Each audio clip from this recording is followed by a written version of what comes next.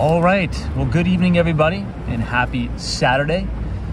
Hope everybody's weekend is off to a fantastic start. Apologies for being late, but I did have to work later than expected tonight. But anyway, it is Saturday night here in Manhattan. It is officially Halloween weekend. It is Halloween on Monday, and it will be the first week of November. So a lot to talk about. Well, tonight is Saturday, so we don't have a dedicated topic for tonight's stream. We're gonna be walking around the city, checking out the different events going on for Halloween, and maybe just touching on a little bit of the earnings reports that came out that we didn't do a deep dive in. Now, almost all of the Dow 30 stocks have reported earnings except for 4 companies. Now, now next week, we're gonna hear from Walt Disney. I believe they're reporting on November 8th, so that should be a major market mover. But in terms of the broad-based earnings season, it's I would say we got through the vast majority of it. So if we think about the S&P 500, about 49% of all stocks have reported so far. If you want to think about from a market capitalization or market value standpoint, about 60% of total market value have reported for the S&P 500, of which 70% have actually topped analyst expectations. Now, beats ran better than 80% in the industrial, consumer staples, and IT sectors. And the other thing we're going to talk about is next week is a big week for the Fed. Okay, the Fed will make a policy statement on Wednesday. Many Wall Street analysts are expecting a 4th consecutive 75 basis point rate hike, lifting the Fed funds rate to 3.75% to 4%. Now, after this, the November 1st through 2nd meeting, the Federal Reserve will be meeting again December 13th and February 1st. And then let's talk about some oil earnings, big oil and gas, such as Chevron, ExxonMobil. And then we're also going to talk briefly about Wingstop. So now that we have covered that, let me say hello to everybody in the chat on this beautiful Saturday night in New York. And I trust all of you are having a good weekend so far. I see Dallas is here, says good evening. Vonda Howard, the one and only. Sweet Country living in Michigan. Vinny Castellano, Aaron Frazier, Jonathan Richards. Crypto Guy is here. British Gray from Tampa, Florida. Always a pleasure. I see Charlie Richardson, Tone Rick. Big task at hand. Lee is here, says happy Halloween, Tom. Right back at you. War Walker is here. Neil Bell, Yvonne from New Mexico. Taxi Cab from Brooklyn. Oh, Taxi Cab says this isn't Brooklyn. Yeah, so I thought I was going to be in Brooklyn all day today, but I had to change the plans. I actually had to work, so unfortunate there. Western Mass Dave, I see you. So let's shut the window here and let's start on our walk tonight. Hope everybody is having a good weekend. So this is the 4th floor of the WeWork building here on Madison Avenue. I'll try to give you guys a view of the kitchen area. So the interesting thing about this location is that I think it's 7 floors. So this WeWork is pretty big. But let's check out the ground floor level. Hey, Western Mass Dave is here. What's up, Dave? Always good to see you. David Individuals has been busy, going great. Down well. What's up, Dave? Let's try to get out of the elevator here.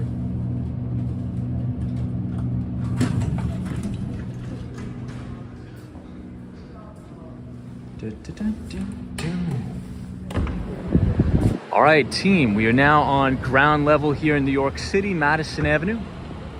You know, I think we may head up to Koreatown and then make a left on Broadway and actually head downtown. It seems to be a lot of people out here tonight. I see Paulette says happy Saturday, Tom. Dress well. Thank you, Paulette. Appreciate it. What's next are the floors assigned? So it's interesting. Some of the floors are assigned here at the WeWorks. However, the vast majority of them are co-working spaces, but they do offer individual, I would say, office spaces if you have a small startup or if you just want your own personal private space. So I think if you want to talk about pricing, I think it's $299, so 299 bucks per person, and you could work anywhere in the world. Now, some of the WeWork locations are 24/7. Some of them close at, I think, 8 o'clock, depending on the particular location you're in. But there's actually a lot of startups that will, maybe one night I'll take you guys on a tour of the actual WeWork offices, because you could rent out your own space and you could leave your stuff there overnight. But I do not do that. Now, I was going to do that in the Brickell City Center, for anybody who's familiar with Southern Florida and Miami.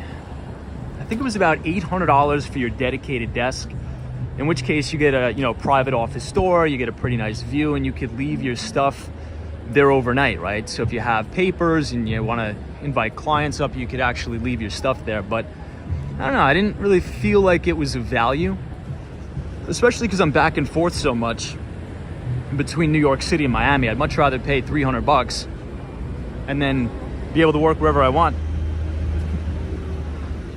Well, check out this view of the Empire State Building tonight. Ali Star says, "Evening, Tom, from all of us in Melbourne, Australia." Hey, what's up? Good to see you. MFS says, "Looks chilly." It's not too bad out tonight. It was actually worse last night. Now, last night was really cold in the city. Sonia C says, "Do you dress up for Halloween, Tom?" I don't personally. But I think we're going to be able to see a lot of people who are dressing up for Halloween tonight, especially as we head over to Koreatown. So this is East 33rd Street in Madison, and we're going to be heading over to Broadway and then heading downtown. I see Fairway. This looks a little cool in New York City tonight. Definitely a little bit of chill in the air, not gonna lie. Western Mass Dave, what's up, Dave? GX72 says, "Hey, howdy, how is everybody?" I'm doing good. I had to get a lot of stuff done today, unfortunately. I thought I was gonna be able to take a break, but we were back at it as always. I see Patrick New York is here. What's up, Patrick? Paulette.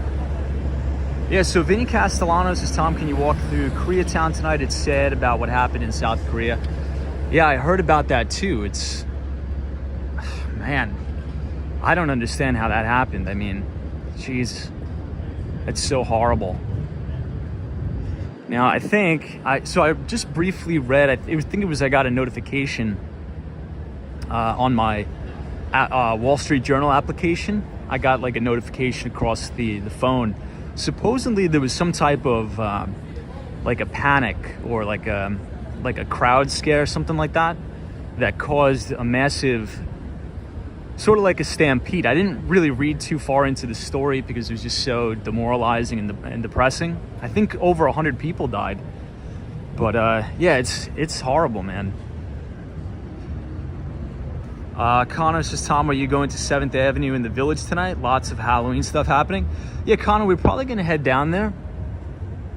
Yeah, the Village always has some crazy stuff. You know where we might go also?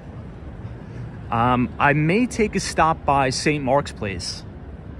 St. Mark's usually has a lot of stuff going on too on the weekends. Wow, Ryan Bex is up to 150 now, I believe. Holy crap. Yeah, I mean, geez. I just can't even fathom that. Now, did they, not to really go too far into it, but do they know what caused it? Because a lot of times when that stuff happens, it's people, like it'll be like a false flag event, right?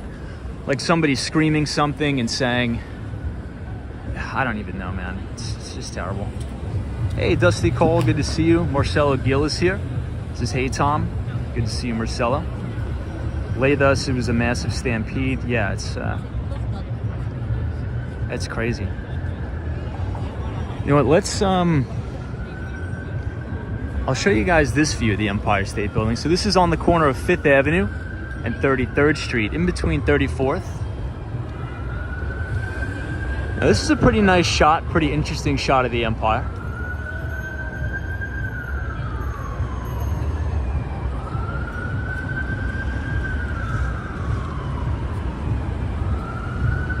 Yeah, Ryan Bex is not really too sure what the trigger was. Well, the thing is, a lot of people don't realize, but South Korea is, it's very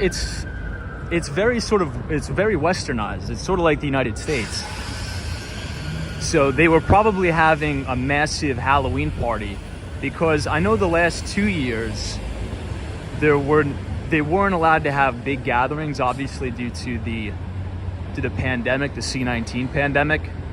And I think this was I know a lot of people in Korea. I have a lot of friends over there. I think this was the first year that they were allowed to have gatherings and parties and such like that. So it may have just been too many people, but yeah, it's terrible, man.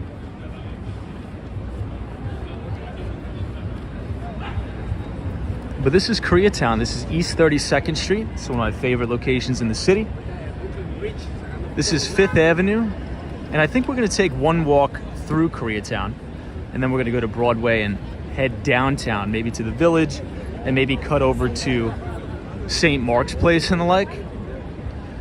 Now, for those of you who've been watching the channel for a long time, you'll know that on the weekends, Saturday in particular, we do not have a focus for the stream. Usually Monday through Friday is when we have our deep dives into specific topics on Wall Street. Saturday is sort of when we just hang around, walk around and explore New York City and Miami. And then Sunday is our stock market outlook stream, where we talk about all the major events that are happening on Wall Street. But we will be covering two specific oil companies tonight, because once again, energy seems to be really doing well this earnings season. Oh, look at this guy dressed up as a gallon of milk.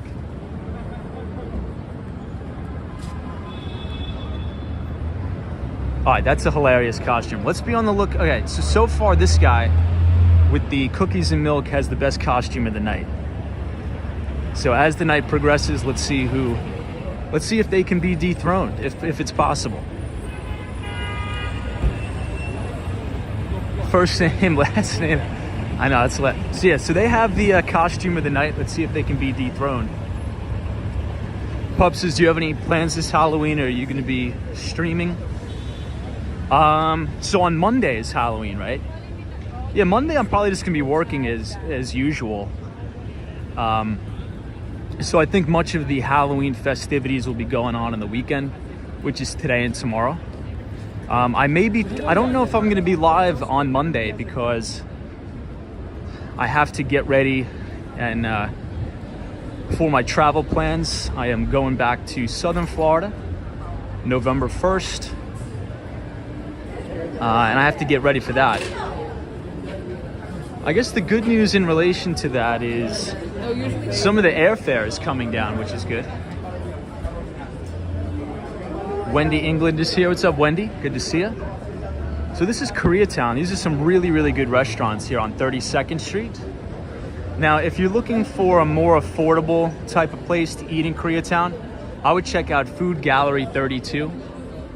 Now, Food Gallery 32 is sort of like a dining hall. There's many, many restaurants within this particular place, but my favorite is on the second floor. It's called Pelicana Chicken. And that one's pretty good. Pretty much everything is good here too. This BCD Tofu House is really good. I've been here multiple times. Brad's brain, what's up? As you all know, Tom is easily distracted, so this should be an interesting stream. Yeah, I mean, there should be interesting stuff going on. I mean, usually Halloween in the city, I would say, is almost as crazy as the night of Thanksgiving. Now, you may not sort of think that Thanksgiving night would be crazy, but it is. There's a ton of people that go out to the bars, come in to the city from New Jersey and Long Island. There's a lot of stuff going on the night of Thanksgiving. Wow, look at Grace Street. It's absolutely packed. This is a really good bakery too. Not sure if anybody's interested in cheesecake. But if you are, this is the place to get it. They're very famous for their burnt cheesecake. It's fantastic. Looks like the place is overwhelmed with people. It's a good spot. Vinny Castellano, welcome. Paul Greenwell is here. Good to see you, Paul.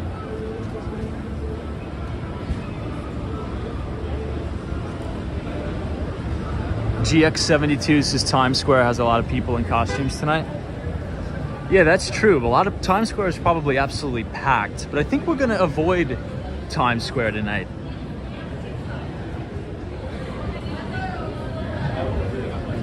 I'm not even sure the last time we've been to Times Square on the stream. Does anybody remember? Hey, Derek Hammond, good to see you. Welcome, Derek. Says, wow, looks busy. Yeah, I guess since Halloween is on Monday this year, that everybody is gonna use the entire weekend to celebrate. MFS is energy, ain't it just oil and natural gas? We have wood-fired oven. Yeah.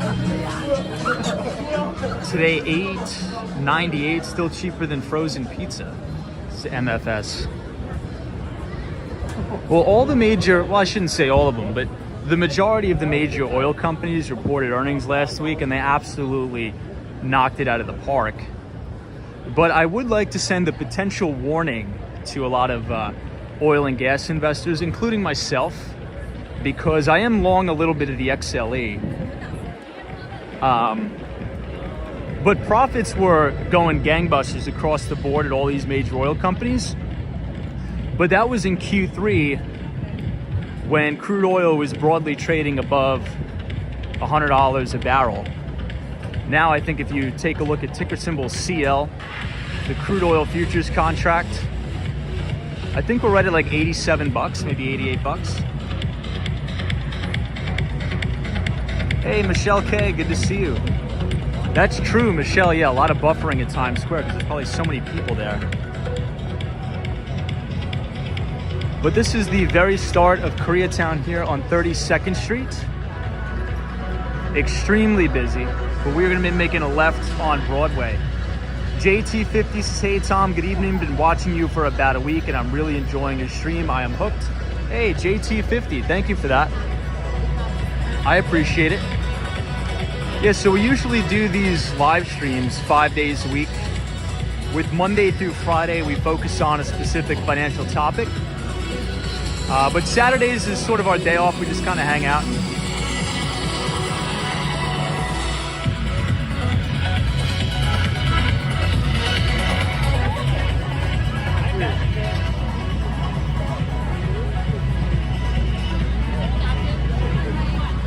So 32nd Street, Korea Way. If we keep walking up Broadway, that'll be the main Macy's or Herald Square. But we're actually gonna take the opposite way. We're gonna head down to the Village tonight.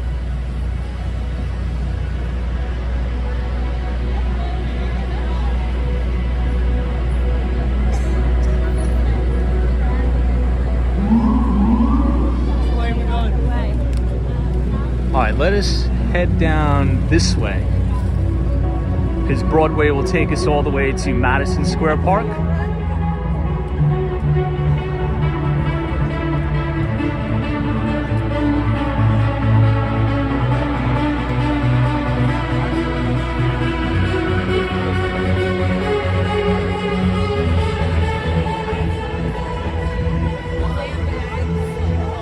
Hey, what's next? What's up?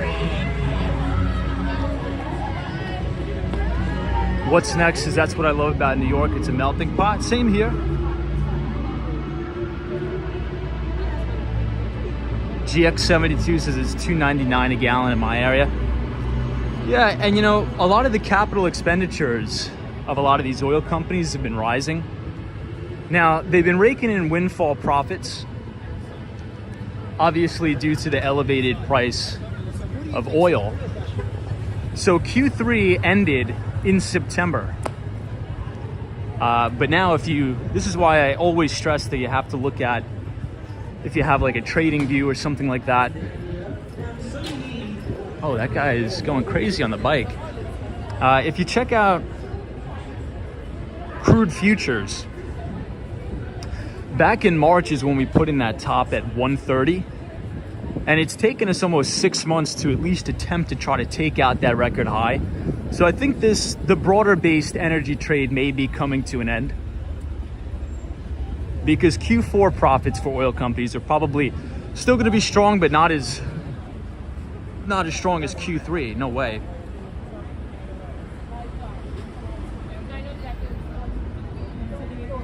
Hey, NMB 045, what's up? Good to see all of our Canadian friends tonight. This is the new Virgin Hotels. This thing has been in construction for so many years.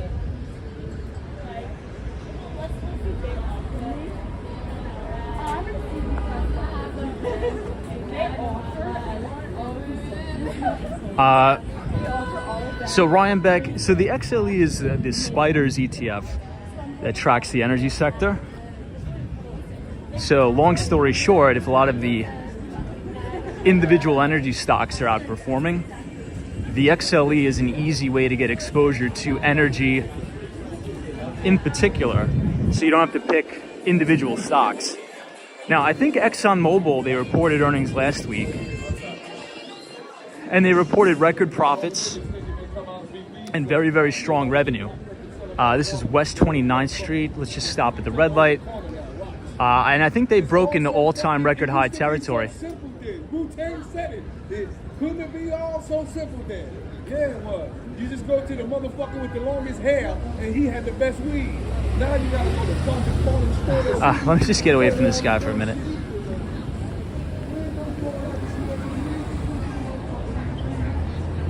Hey, Dr. Longus is here. What's up?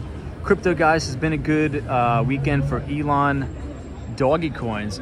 Yeah, I mean, crypto in general has been getting the bid, right? I think you have Bitcoin rallying above its 50-day. But you know what I've noticed? Not to sort of stray off track here, but I've noticed a sort of sentiment shift. Maybe that's the wrong terminology for it. But it seems as if Ethereum now is leading Bitcoin. And usually it was vice versa. It used to be Bitcoin leading Ethereum. So I don't know, maybe the market sees more value in Ethereum than it does Bitcoin. I would say more overweight Bitcoin than I am Ethereum, but in any event. But yeah, ExxonMobil and Chevron reported fantastic quarters. But then again, not to sort of repeat myself, that was the 3 months ended September when crude oil was generally above $100 a barrel.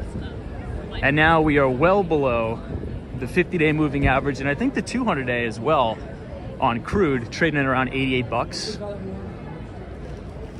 Hey, Ryan Iglesias here. This is Tom. Greetings from Toronto. I discovered your channel last week. I don't know anything about financial stuff, but I love the views in the chat. Keep up the good work. Hey, thank you so much. Appreciate that, Ryan. You know, we have a lot of Canadian viewers. I think the last time I looked at the YouTube analytics, I think we have about 70% of the audience is from the US. And I think we have about 10%, which is huge, being from Canada, and then Brazil and Argentina. I think those are the main four. So a lot of Americans, Canadians, Brazilians, and a lot of people from Argentina too. Crypto guys says, yeah, I think that could be happening. Good take, Tom. Yeah, and look, I think I wouldn't really want to consider myself a maximalist. So for anybody that is not too familiar with the cryptocurrency markets, usually the permabulls that are only, I guess, entertaining, let's say, Bitcoin, or only think that Bitcoin is worth an investment, they would be called maximalists or Bitcoin maximalists. I'm not sure if anybody's heard of that term. And essentially any other ideas, they're like, oh, it's a ripoff, it's a fraud, it's a scam. I don't think I go that far. But I will say that I have way more exposure to Bitcoin than I do Ethereum. I'm still a little bit queasy on the fact that the SEC still hasn't provided us with the appropriate clarity that we need as it relates to, are these sort of crypto tokens securities or not? So it's interesting. Nouveau Cosi, it sounds like the viewers are mostly from the Americans. Hey, Lennox is hey from Argentina. What's up, man? Good to see you. Betsy Gonzalez says, why is Dogecoin up 42% today? I'm not sure. I don't really follow Dogecoin or any of the other altcoins, any of the other alternative coins, but you know, markets don't go down in a straight line, and I think that a lot of these alternative cryptos have been getting freaking hammered, right? They've been getting pounded. Dogecoin and all the other the altcoins have been down, you know, quite literally 90%.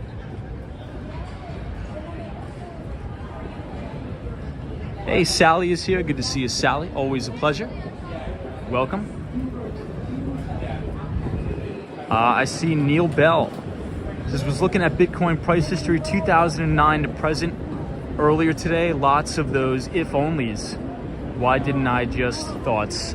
Says Neil Bell. Yeah, I think that's sort of easy to sort of to say, right? Always looking in hindsight. Oh, why didn't I buy Bitcoin in 2016 and 17? Or even earlier. You're right. It's interesting. Ron Runs the World. It's nice to see 20 people waiting in line for high quality ice cream. You know, that place is always packed. Now, I've never been there, but supposedly it's very, very good gelato, but it's slam packed all the time. Sean is here. This is nice traffic lights. Good to see you, Sean. Thank you so much. Let's cross here. Hey, Tariq Khan, thank you so much for the $20 donation. You were way too kind, and I appreciate the support. So thanks for the education, Tom. Let's go oil and gas. CPE earnings next week. Yeah, so I have that one written down. Now, obviously, I think oil and gas earnings are going to continue to come in very strong. But Tariq, thank you so much again for the $20 donation. Yeah, I'm a little bit long the XLE, but I'm very cautious because I think that this energy trade could be getting a little bit long in the tooth, for lack of a better word. Oh, let's just wait for this car to go by here. But ExxonMobil, ticker symbol XOM, their earnings rose 181%. Think about that. 181% earnings increase off the back of a 52% revenue increase to $112 billion. The stock went gangbusters, gapping up, breaking near all-time record highs. I think it's actually trading at an all-time record high now.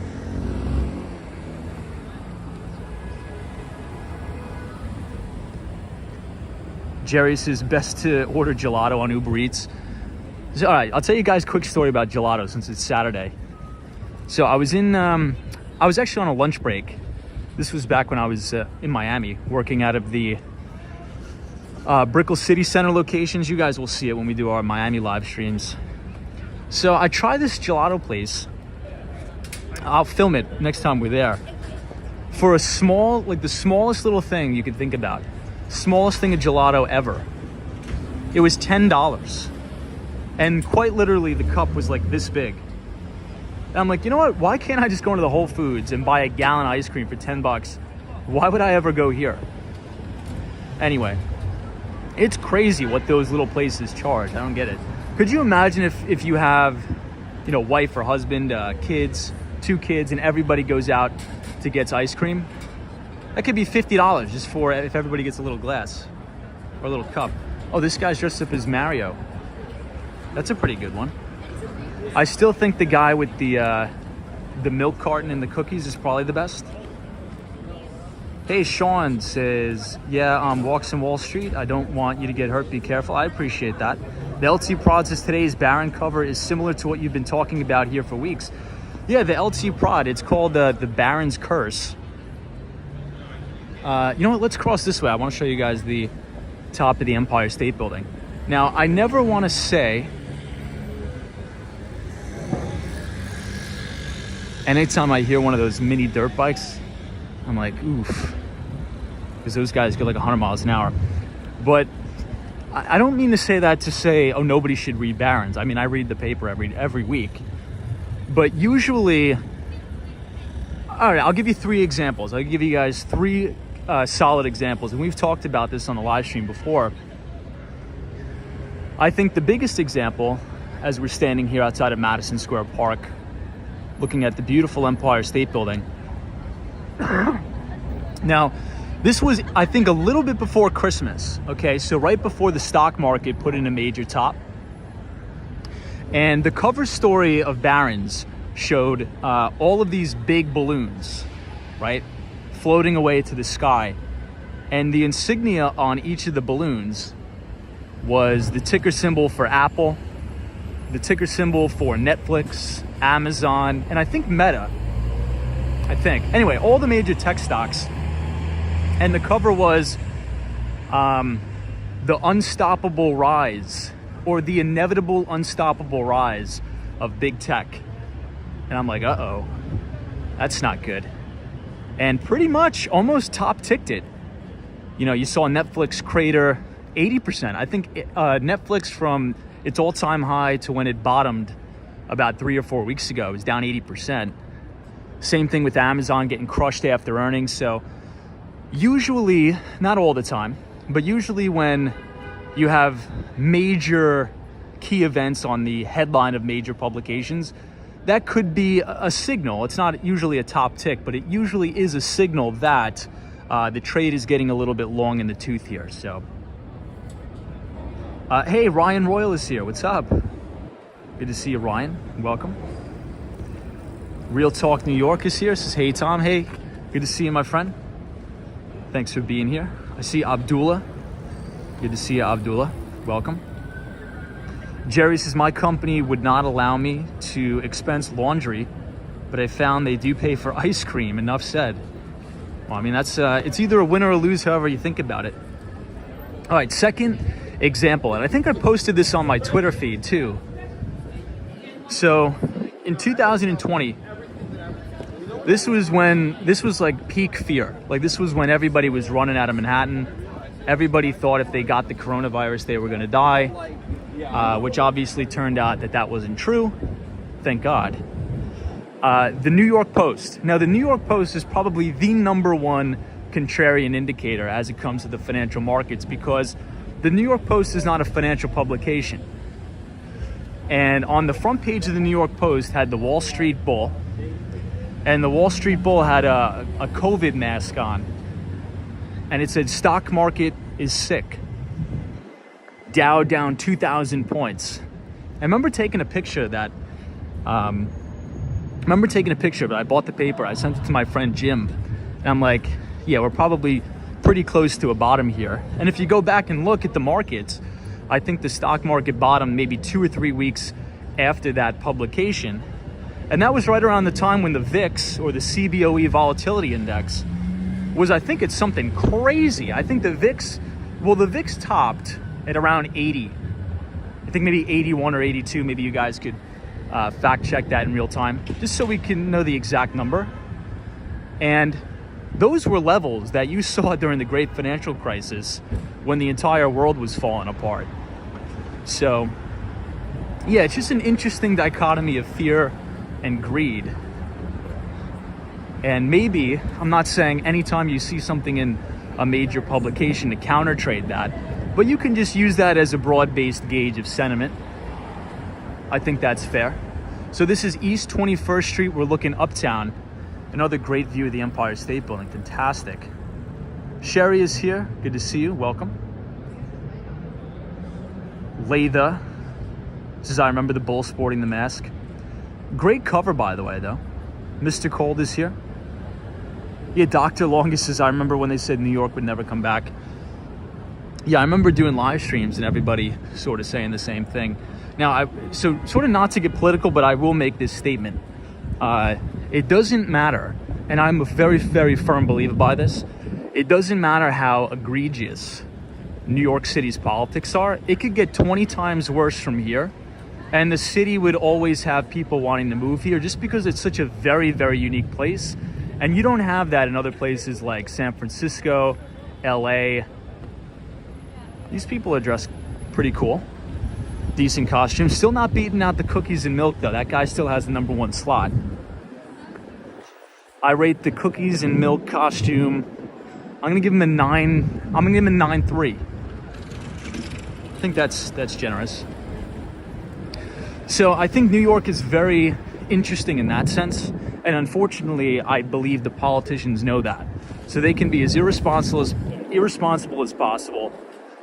They can have as many bad policies as possible. And people generally will still want to move here, especially younger people, just because it's such a fun place. And that's why I think you're seeing a big exodus from San Francisco, because even though the politics are very similar to New York and they're horrible, it's not New York City, right? San Francisco is not New York. So, I don't know, maybe it could be a little bit of a hot take there, but that's my view. You'll always have great entrepreneurs, great people from all over the world wanting to come to New York because it's fantastic. All right, so now we are crossing East 19th Street here.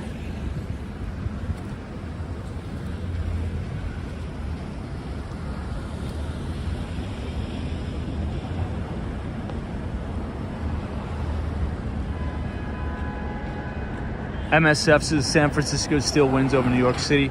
Better climate wins in the end. Maybe. Also maybe personal preference too.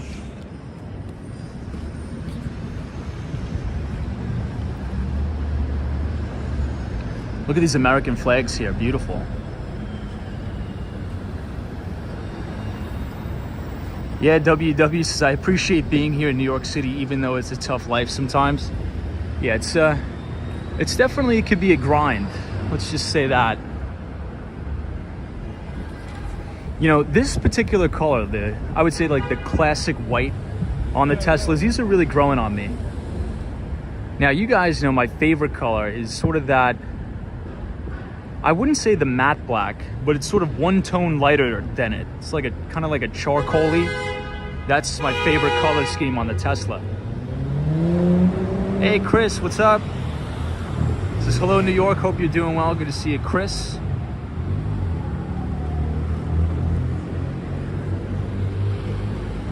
Hey Marty Lewis, good to see you. Marty Lewis's politics are much, much worse in red states.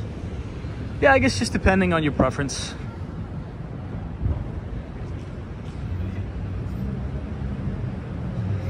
Somebody says, Tom, do you like any other car than a Tesla?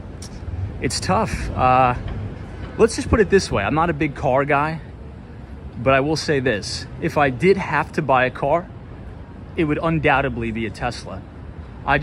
If I'm gonna shell out the money on a car, it's gonna be a Tesla for sure. For sure. I don't know, what about you guys? If you're in the market for a car, right? New or used, what would be your top two choices? For me, it's going to be a Tesla, I think, for sure.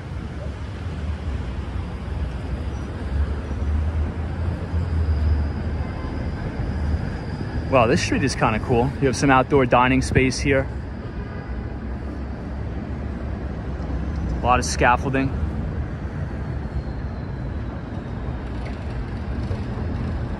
Sherry says, is it true Tesla car battery replacement is $25K? I actually think that is true. Ooh, you could just see a piece of the One World Trade Center here. Michael Joseph says, Tom, have you been to Boston? And if so, what is your comparison in New York City? This is Michael Joseph. So I haven't been to Boston, but I am going to Boston, I think a couple days after Thanksgiving. My brother is there. He moved away from New York and he is in Boston. But I don't know. I don't think I would ever want to live there. As you know, I don't like the cold. I hate the cold. But the only reason why I put up with the cold is because, again, going back to my further point, I just think New York is so fantastic. And I wouldn't put up with the cold any other place but here. But also, I'll probably be spending a lot of my time in southern Florida this winter. But we'll see. I don't know, maybe I'll really like Boston. But I don't think I'll like it better than New York. It'll be interesting to see. Hey, the Dark Horse is Tom. Toyota 4Runner is all I drive. Built on frame in Japan. Best vehicle on the planet. Wow, okay. Bottomless Coffee says it's always a great feeling when New Yorkers escape New York temporarily. That's true. Now, you know what? I'll give you guys the best feeling. So this was, oh wait, we got to check out these costumes here. All right, costume rating in the chat. 6-1, decent. I'd say it's 6-1, a solid 6-1 for those people there. The cookies and milk costume set the bar so ridiculously high that I'm almost a little bit disappointed we saw it so early in the stream. Anyway, yeah, Dr. Steve's is 4, bottomless coffee 4.8. Buy the book says Boston is amazing. Maybe I'll like it. Maybe I'll like it. Ron runs the world says I'm currently in Boston. You will not like it more than New York City. Well, this guy is asleep at the wheel here. It's a green light. I'm surprised these people aren't hammering the horn. Ah, there we go. Right on schedule. Abdullah says 10. Hey, Solo 401 says watching it work on mute, but still love y'all. Good to see you. Photos.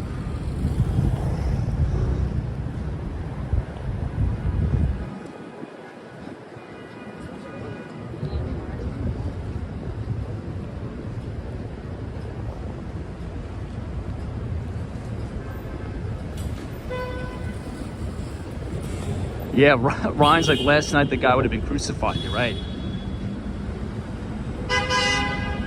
So Connor says, Tom, you won't like Boston more than New York City. Boston's cool, but New York City is easily better almost in every way. So for those of you who have been to Boston, what would you say about the walkability? Is Boston a walkable city? Or more so than New York? Probably not, right? Oh, now we got the horn honkers out tonight in force.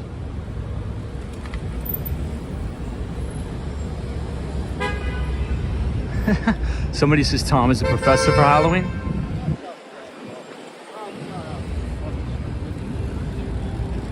So this is the new school here. Hey, Dan Zhang is here. What's up, Dan? Says Boston is nice, but it's so hard to find parking. Leah, this is Boston is very walkable. Well, then maybe I like it. Pup says, I heard half of New Yorkers get mugged. I don't know if that's true. Yeah, I heard something that half of them don't. I heard half New Yorkers don't get mugged.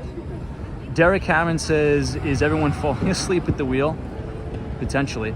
Carol Williams is here. Says, enjoying the cool night. Walk viewing from Antigua and Barbuda. Love that. NMB 045 says the only thing Boston is good for is its education. That's true. Well, so is New York, right? I think the Northeast in general has some of the best institutions in the world. So if you think about New York for a minute, we have how many Ivy League schools here? 2? We got one right here in New York City, which is Columbia, obviously. And the second one we have is in upstate New York, near Ithaca, which is Cornell.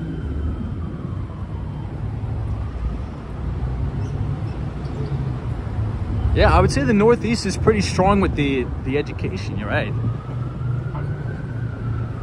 You know, NYU is a good school too. I would consider that like a target school. So especially if you're trying to get a job on Wall Street, they usually recruit out of what they call target schools, like a top 50. And NYU is definitely one of those schools. Oh, look at these guys here. All right, I think that's, maybe they're like a bunny rabbit and a cow. I'm gonna go 5-1 on that. And I think that's very generous. I'm giving them a 5-1.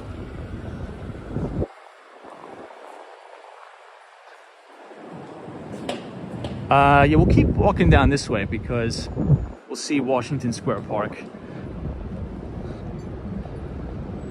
Double Eagles is Yale, Harvard, Brown, Dartmouth, all in New England and Ivy League.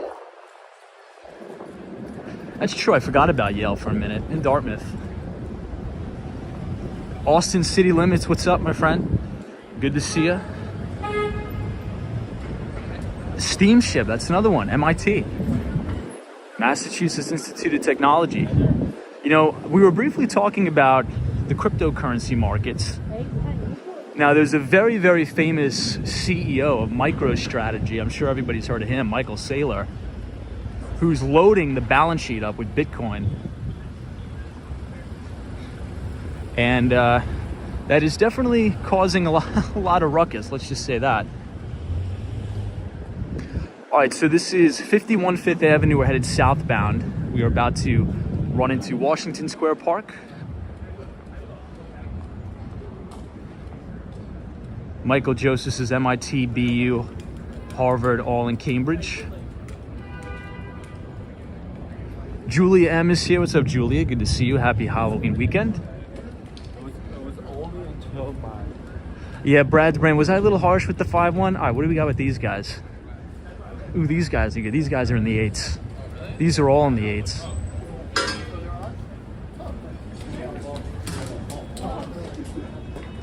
I think every single one of those guys was in the 8s. We got Ghostbusters there. We had Batman. Agreed. Mothman says they're 9-1. All right, that's fair. A little generous, but...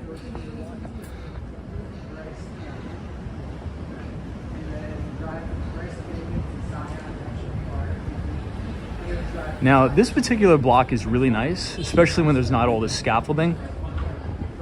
And I believe the majority of these buildings are actually owned by NYU, New York University.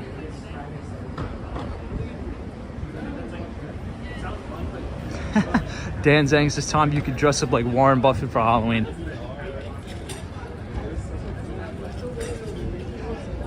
Did anybody see, so speaking of the Twitter debacle, so that's my favorite color Tesla right there. It's not quite black, but it's like a charcoal.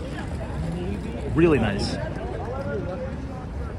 Did anybody see all of the craziness going on with the CNBC interview that they did with those alleged Twitter employees? Now, for anybody that's not in the mainstream media, I mean, it was obviously they were trolling the CNBC anchors, but for some reason they ate it up and they wanted to post the story that all of these software engineers were getting laid off at Twitter. And this is exactly sort of what we were talking about, because I said once this deal closes, you're going to have the media wanting to sink their fangs into any sort of negative thing and exacerbate the negativity times 10, just to say, oh my gosh, look at how evil Elon Musk is with the Twitter deal. He's firing so many people and they can't afford to make the payments on their Teslas. It's happening. And it's just all hysterical nonsense. And yeah, it blew back in their face. Anyway, long story short, I've been seeing a lot of people dressing up as that guy, or those two guys that were trolling the CNBC reporters.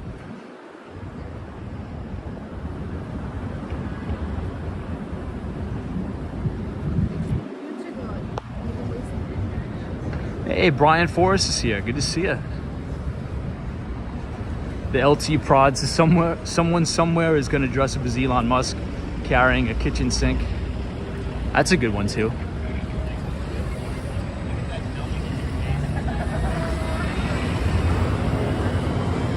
All right, now we are coming up on Washington Square Park. And then I think we're going to head to the right.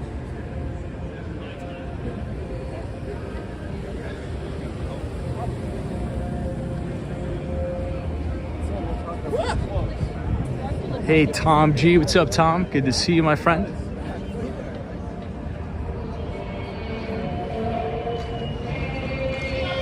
Barb is here. Good to see you, Barb. Hope you're feeling better.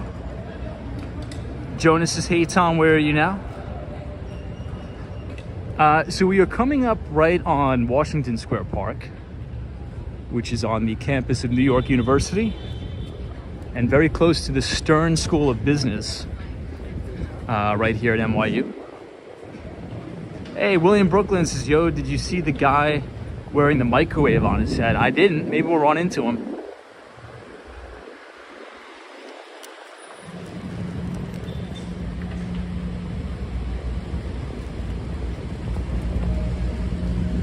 Yeah, Bryan Forest Tufts is also a good school.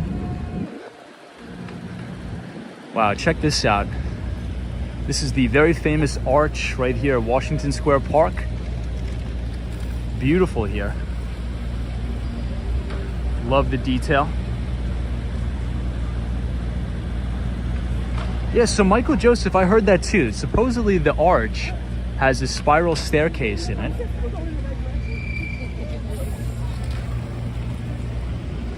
Hey, Eric says greetings from Minnesota. Love the stream. Eric, thanks so much. Oh, check out this house. This is all decked out for Halloween. So this is on the northernmost side of Washington Square Park.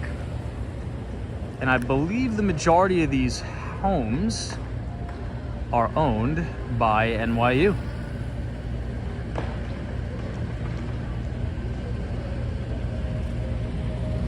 Yeah, Brad's Brain, I saw it, dude. Welcome back to Twitter. Now, I think I've sort of said my piece about why I like Twitter more than a lot of the other social media platforms. Is because it's very unique. It's carved out like financial Twitter, it's carved out real estate Twitter. And you can actually connect with a lot of prominent people and have conversations with a lot of economists. And they'll respond. They'll definitely respond to you.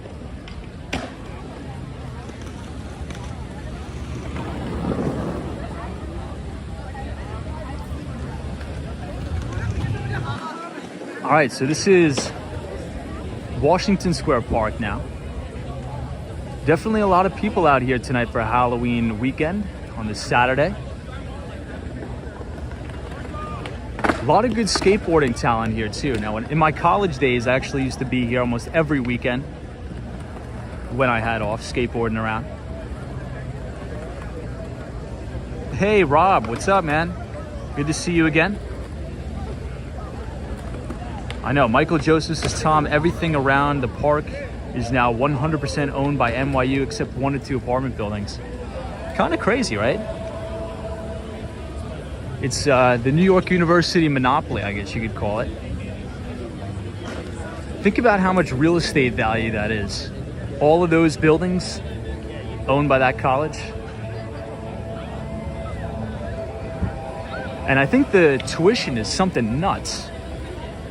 I think the NYU tuition may be about, I think it's like $38,000 a year.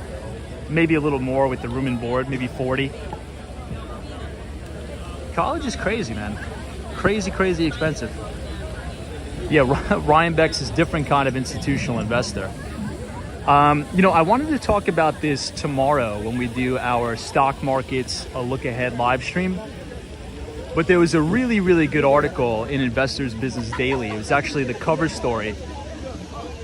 And it's talking about institutional investment in the single family housing market.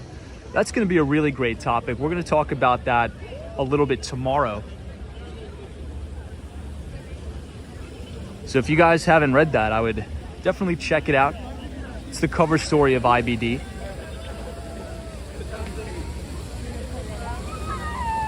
All right, I'd say these costumes are all in the sixes. Dan Zhang says it's around $50,000 a year. I got into NYU but couldn't afford to go. So Dan, how is some colleges supposedly are better on the financial aid than others. So I'm assuming that NYU maybe is not so good on the financial aid aspect. Now, surprisingly, a lot of the Ivy League institutions are, because my brother went to Cornell, and we definitely didn't have enough money to pay for it. And I think he pretty much went for free with financial aid, just due to the income.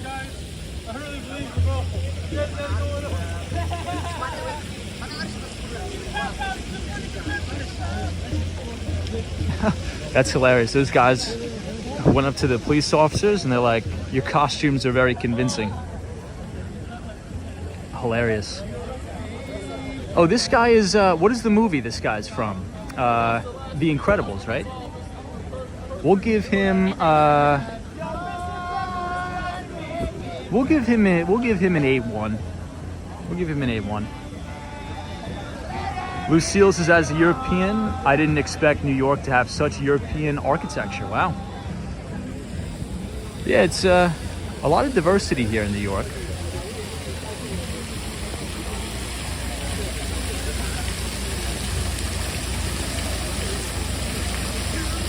War Walker coming in low with the 4. Jeez.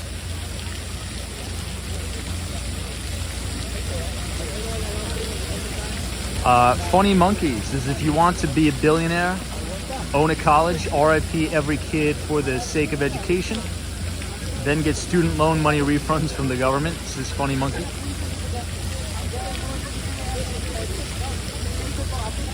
Danzing, I didn't. I hope my house is all right.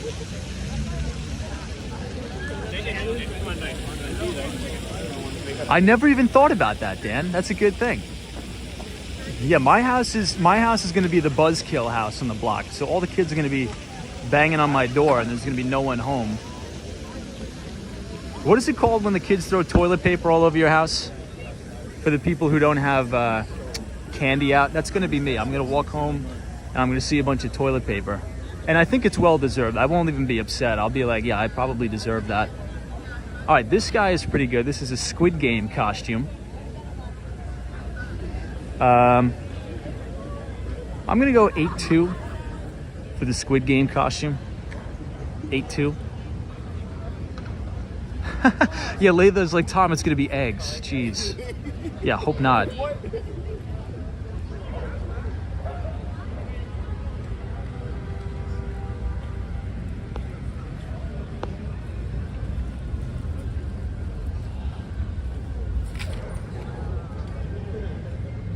Now, next week is going to be a very, very busy week.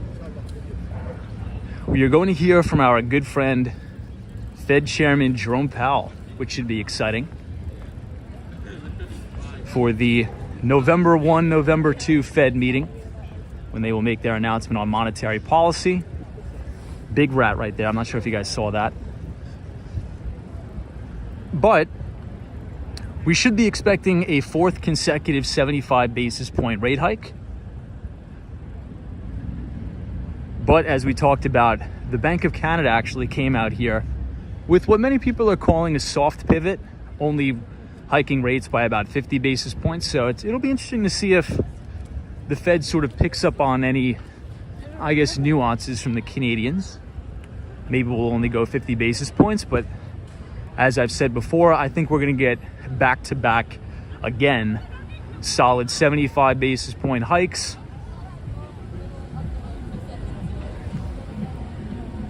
Which may end this potential bear market rally we've been having.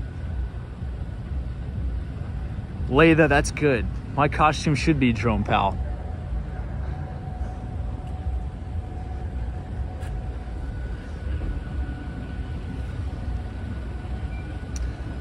Michael Joseph says there are rats everywhere in that park. If you sit down for 2 minutes, you'll see a dozen of them. That's true, but supposedly I was reading a New York Post article. Now, again, I know what you're thinking. Okay, you read a New York Post article, zero credibility. I get it, but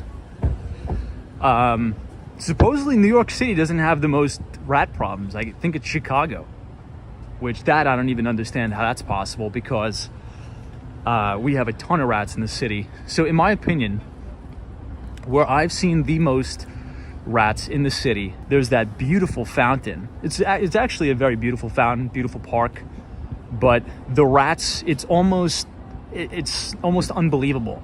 Let's just say that. Oh, this is some pretty good decorations here. It says eat, drink, and be scary. Pretty good, not bad. Pac-Man is here, good to see you, Dusty Cole. I know Brad's brain says don't go as Jerome Powell, you'll get beat up. Yeah, let's dress up as Jay Powell and walk around Park Avenue.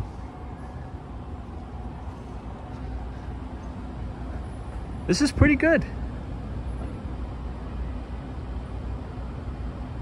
Anthony's like Brooklyn has a ton of rats too. This looks really nice here. Chrissy Hansen says, hey, Tom, Paris has big problems too. A lot of rats where there's ever a big concentration of people. Oh, this is from the Halloween movie, right? Christmas, Halloween, something like that. I will say the brownstones down here are beautiful railroad buildings. Hey, we just walked past, so I took you guys past the brand new office of Sirhant last night on the live stream. Now, Sirhant is tasked with selling the triplex at the top of Central Park Tower for $250 million. So 250 million, if you could even believe that. John Sorley, good to see you. GX72 says Tesla Model X. Is the Tesla Model X the one that the doors open, what is it called? Gull wing doors? Dan Zhang says New York has a rat problem. Florida has alligators, pythons, and lizard problem. All right, since it's Saturday, I'm gonna tell you guys a funny story about what happened with my Airbnb guest. So as you know, I'm renting out, well, I did rent out my entire home on Airbnb for the whole month of October to a family. And one morning I wake up to this text, and the text says, do you have a number of an exterminator? There's 2 lizards in the house. And I'm thinking like, dude, you just shoo the lizards out the window. But not wanting to be combative, I just Googled like exterminator, and I sent them the number, or I was gonna call him myself. But before I could do that, the guy sent me a message over Airbnb, and he says, never mind. He's like, the kids are actually enjoying it. And I just didn't respond back. I was like, all right. He's like, never mind, the kids actually like it. I'm like, all right, fine. If the kids want to play with the lizards, go ahead. But hopefully they got them out of my house. Now, I will say this. I've been having a problem with the little geckos. There's many species of lizards in southern Florida. A lot of them are like the iguanas. Jeez, this guy's a psycho. A lot of them are the iguanas. And they could chew through the concrete, literally. So at the bottom of my door, I sealed it with sort of like that spray foam, that expanding foam to sort of insulate the house. And they continue to eat through it. So I don't know what I'm gonna do. I think I'm gonna have to find out a different solution. All right, so this is West 4th Street. We have a beautiful view of the Empire State Building here. And the blue building to the right is the One Vanderbilt building. Beautiful building here.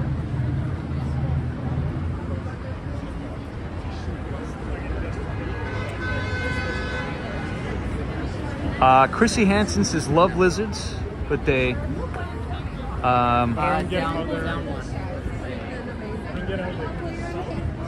oh yeah, the cats. I do have a lot of cats in my neighborhood. All right, the Scooby-Doo is, I think,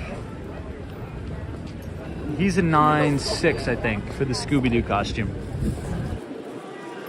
I mean 8'6". It can't be in the 9s. That's an 8'6". A lot of good costumes down here. Hey, Joan K is here. Says hello, Tom. Hey, Joan. Good to see you. Brandon Lewis's iguanas get eaten in Florida. Well, I think the reason why... Has anybody ever heard you get a lot of roaches down in Florida?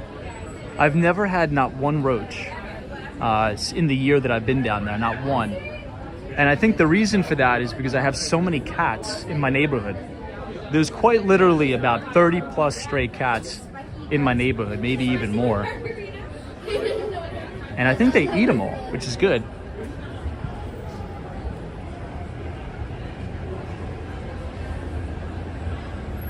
Check out this retro music store called the Music Inn.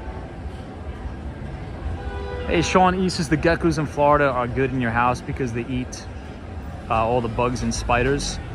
Yeah, I still don't really want them in my house. They could chill out outside the house, but inside...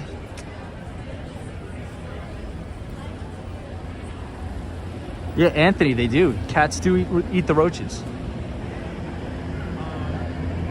Wow, Rusty Golfer says zero roaches, been in Florida for 20 years. The lizards eat them and the cats eat the lizards. Gene Paul says if you are clean, you won't have a roach problem. So I don't know why I've always been hearing that. So before I moved down there, everybody's been hammering me about, oh my God, you can't move to Southern Florida because you're gonna wake up in the middle of the night and there's gonna be roaches all over you. I was like, what the heck? But I mean, since I've been there, zero, nothing. But I will say this, there are thousands of lizards, quite literally, like thousands of geckos.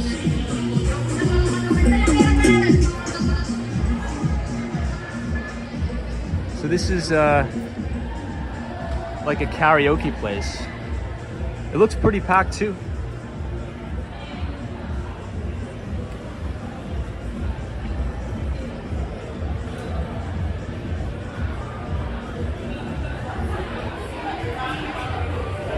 All right, so now this is on, where are we at now? I think it may be on the corner of Borough Street. Oh, this may be one of the Teslas with the gull wing doors. Hey, Flavio is here. Says, hello, Tom from Brazil. I love Halloween. It is amazing. What's your favorite horror movie?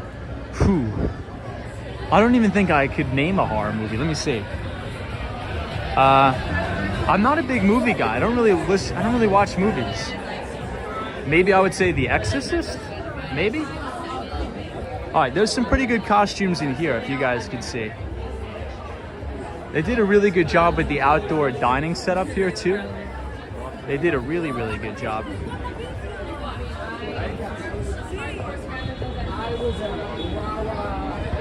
Joseph Hardaway, welcome. This place always has a ton of people outside. Julie M says, my cousin lives in a fancy schmancy building on Collins and her apartment is always full of roaches. Oh my God. I'd definitely be out of there as fast as possible.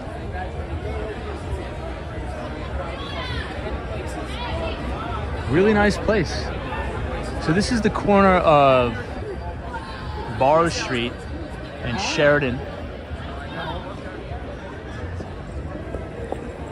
And if we keep walking up, I believe this is close to, I forget the bar. Maybe it's similar, but I think it's maybe 2 blocks over. WW here, Con I am, welcome.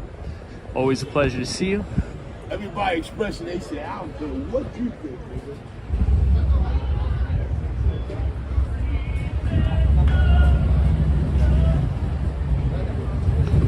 Yeah, Brad's brain is like, saw The Exorcist when I was 10 years old. Talk about terrified. All right, Christopher Street Station, where you can get the 1 train. This is on the corner of Grove Street.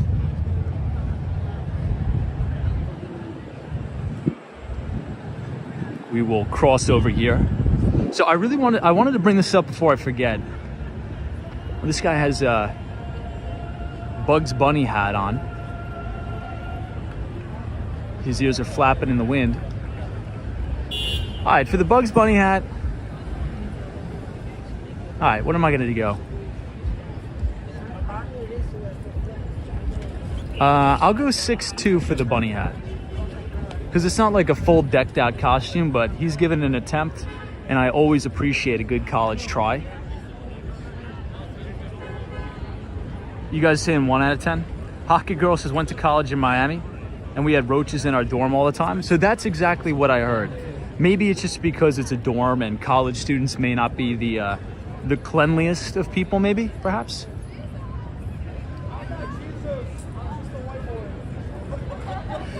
Oh, these two are decked out.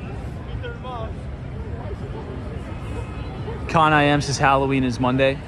Yeah, so since everybody's working, obviously, on Monday, I think New York City is really going to do Halloween really big today and tomorrow, Sunday. Got some more costumes over here.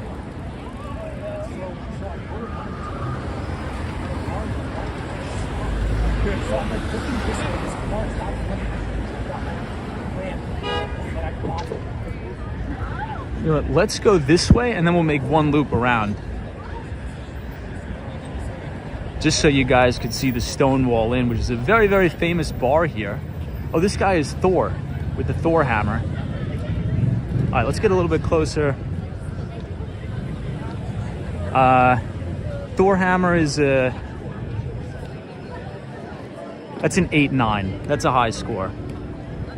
Still, nobody has beat the cookies and milk though. So this is the very famous Stonewall Inn in Greenwich Village. I'll show you guys a quick peek of the outside of the building. We got the FDNY over here. Big shout out to the New York City Fire Department. And here we have it.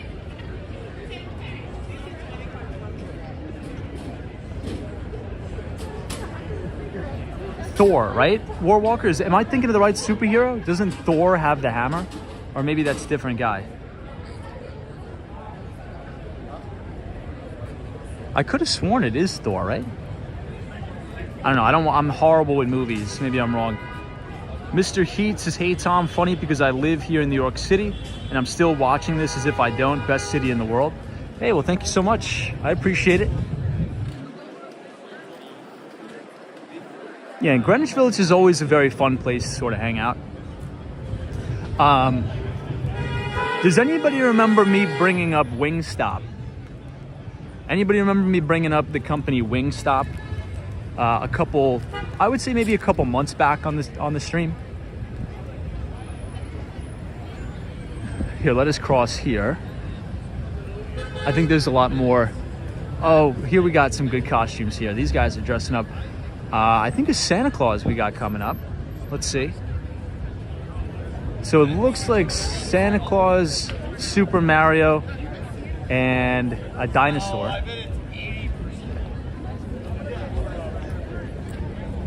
Those are across the board. I'm just gonna do an average score. So like an average weighted score for those three. Those are solid 9 4s. Good attempts. And they probably have very good personalities. So solid 9 4s across the board. I think that's fair. I think that's actually very generous.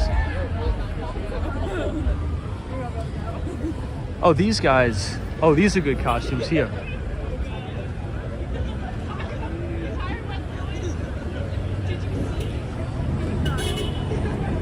MY says 9 4 is way too high, you think?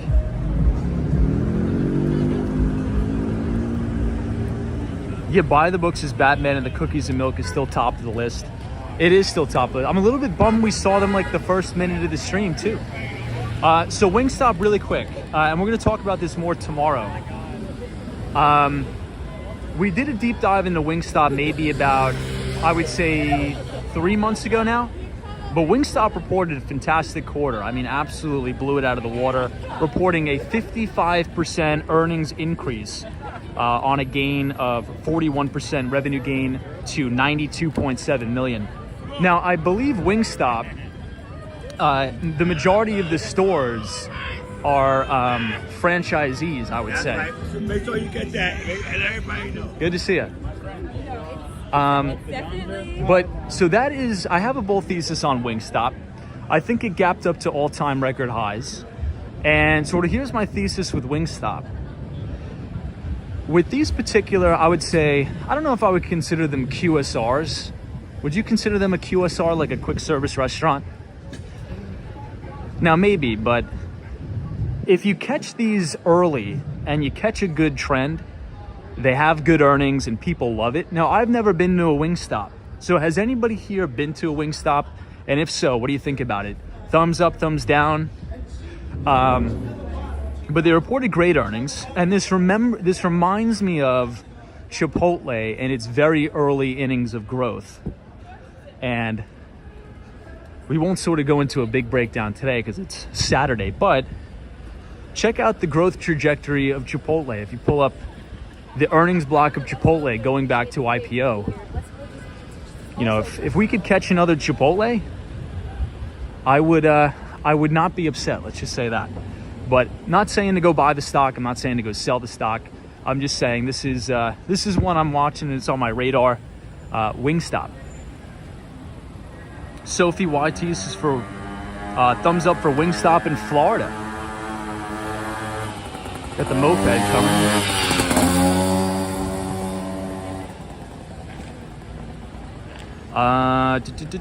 Let's see. Nicholas Duros says, Tom, have you ever been to Shake Shack? I have. Not the biggest fan of Shake Shack.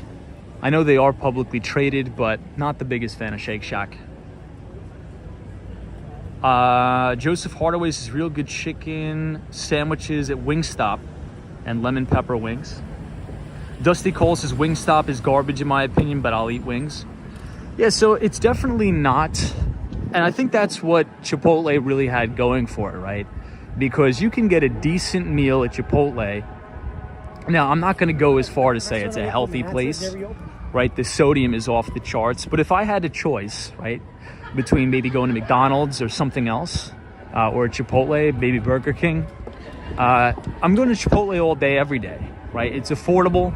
You can get a decent meal for under $15, so long as you don't load the thing with, guacamole and stuff like that. So it's a quick service restaurant that'll give you a relatively healthy meal at scale, right? Now, I was on last quarter's conference call, Chipotle's earnings call, and what management is really trying to do, or what management has done and continues to do, that's been very successful, is invest into sort of like what Kevin Johnson did, the old CEO of Starbucks, is investing into mobile order and pay, as well as increasing the amount of drive-thrus. So if anybody has the Chipotle app, I have it. It's a very good experience, very easy. And yeah, so I'm sort of looking for maybe a thesis similar to Chipotle, but obviously Wingstop is definitely not in the health category, but people seem to love it. But if you guys are enjoying the live stream tonight, feel free to leave a like on the video and hit the subscribe button if you are new. We do these live streams about 5 days per week between New York City and Miami. Monday through Friday, we have a dedicated topic talking about the financial markets. Saturday, we sort of just hang out, walk around. And then Sunday is our stock market, a look ahead stream. Those costumes were all right. Let's make a left, and then we'll loop around.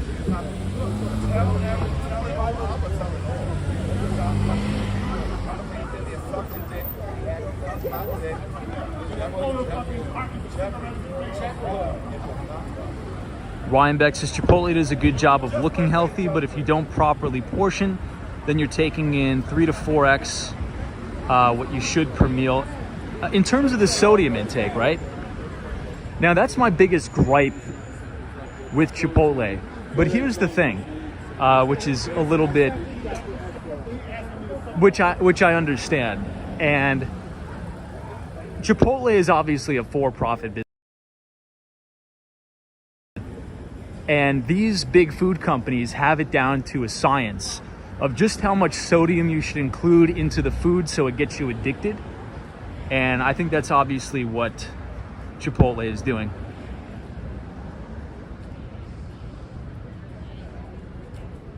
Sophie YT says, you Chipotle. I think it's pretty good.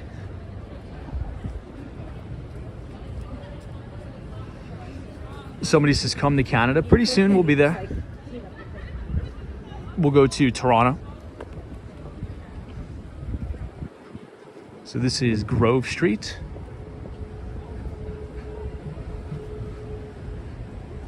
Anthony says Chipotle is definitely on the healthier end of fast food industry. Other places are way worse.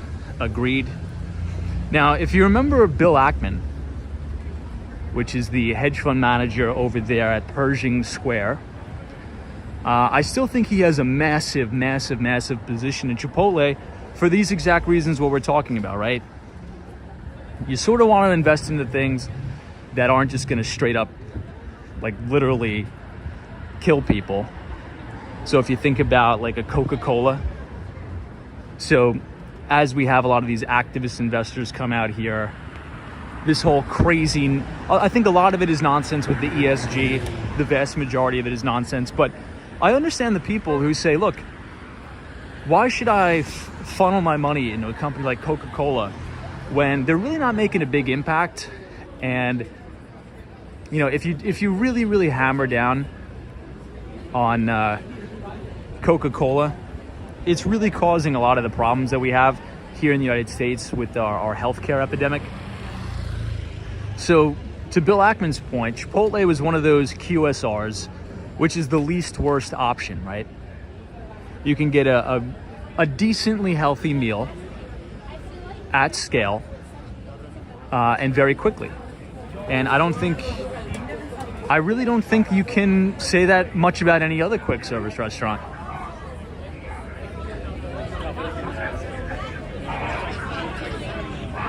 I think that's a little turtle skeleton. Interesting.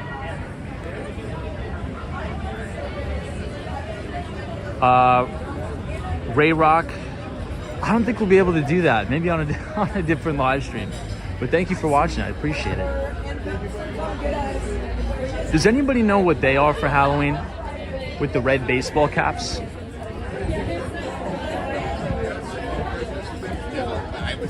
I'm not going to go back. This is Morton Street.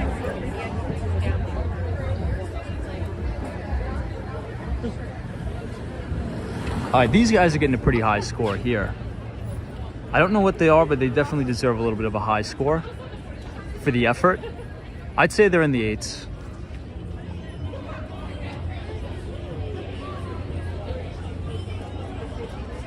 Somebody says, what camera are you using? So this is an iPhone 13 mini, and we are streaming on Prism Live. I think the bouncer here, the clown, also is maybe like a 7 too. I would say 7s, probably in the 7s. All right, let's walk down one more and then we're gonna go over to the left and we'll walk up. Ah, you're right, Leia. Maybe Princess Leia? I think you're right, actually.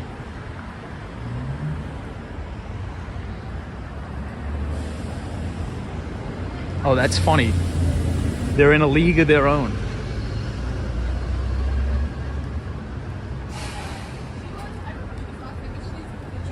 Hey, Gregory, what's up, man? Good to see you. DJ Blackjack says, will you be streaming live in the Village Halloween night? So that's to be determined. I got to wake up early, crazy early, on Tuesday to fly back to Miami. So I may not be streaming. I may go to sleep early. Oh, that guy was a pirate. I would say I'll go 8-4 on the pirate guy. All right, this is St. Luke's Place. You know, let's make a left because this will take us back around. And I don't think I've showed you guys down here before. Some really, really nice buildings too.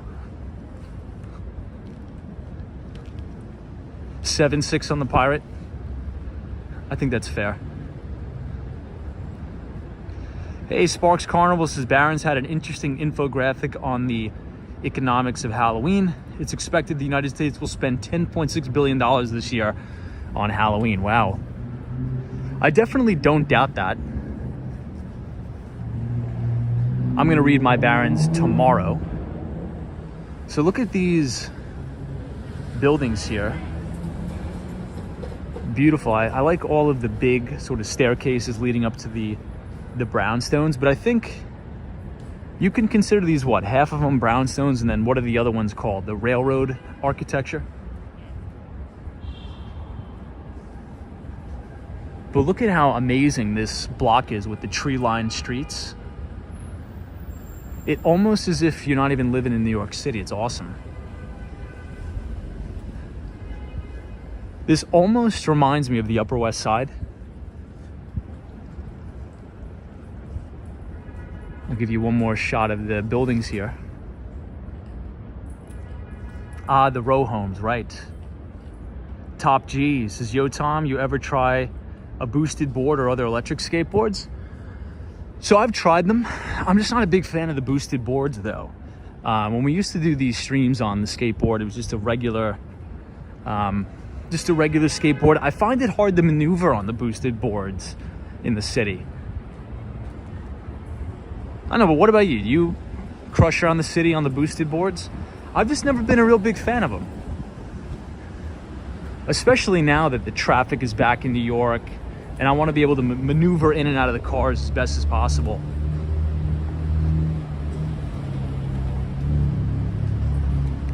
Hey, Brad's Brains, is Tom. Totally off topic, but how long is the flight from New York City to Miami? Not off topic at all. It's a great question. It's so convenient. It's 2.5 hours. And that's another reason why I chose Miami over Denver as a sort of second place, because if there's an emergency or there's a customer blow up or something like that, I go to Fort Lauderdale or I go to Miami International. I'm here at 2.5 hours. Ryan Royal says, where exactly is this? This is Leroy Street and St. Luke's Place. But yeah, I agree. It's probably one of the better streets down here. And I would say it's very reminiscent of the Upper West Side, I would say in the 80s. So if you ever go to the Upper West Side of Manhattan, I would say between maybe 80th, maybe between 77th and 89th Street. Very similar. Nice area. Here's a Tesla right here.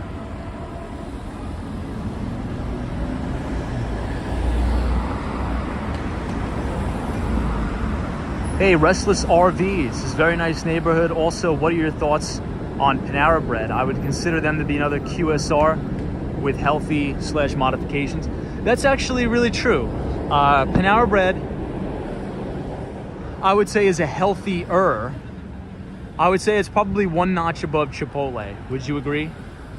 Maybe like a Panera Bread is, one or two notches above Chipotle in terms of being healthier. But I mean, I can't ignore the price action on Wingstop. Now, we'll do a deeper dive maybe tomorrow, but great quarter. And it seems as if, we talked about this last night.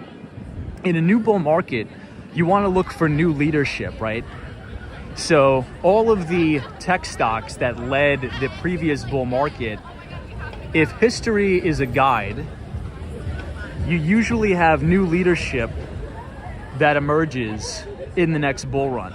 So it'll be completely different names. And I think that's why a lot of these people may be wrong here. Money managers on the street may be wrong with dip buying, a lot of these stocks like Amazon. Look at how many people that are crammed into this outdoor dining facility. I don't even know what they're doing in there.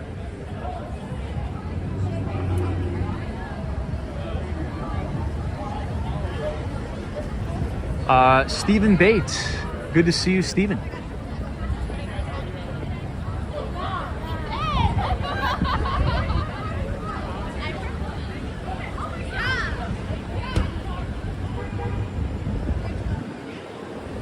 All right, let's walk one more up. Let's cross Bedford Street.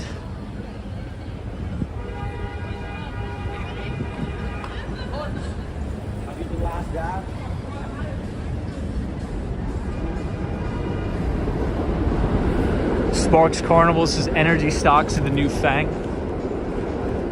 Yeah, well, I mean, ExxonMobil reported a great quarter. Also Chevron, too.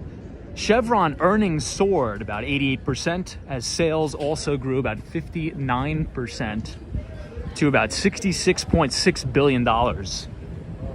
So a lot of the oil companies are raking in the profits, especially in Q3, because if you look at the vast majority of the quarter that ended in September, crude oil was trading well above $100. But we've since come down. We've since come down. Now trading in the 80s, maybe $85.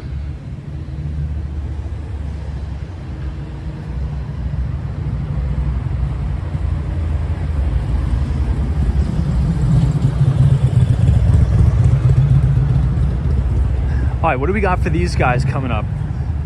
We got to get ready with the ratings in the chat. Oh, I don't think they're dressed up. Never mind. I think it's, yeah, we'll make it a party. Let's get it. Where's the DJ? Oh, they're coming. They're coming. I think they're all in the 6s. Costumes were pretty basic, nothing out of the ordinary. I'm gonna say 6'5" across the board.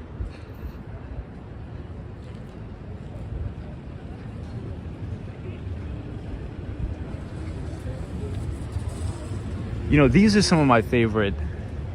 If I had the money to buy an entire, what are the exact names of these buildings? Not the brownstones, not the railroads, but these are absolutely gorgeous homes here.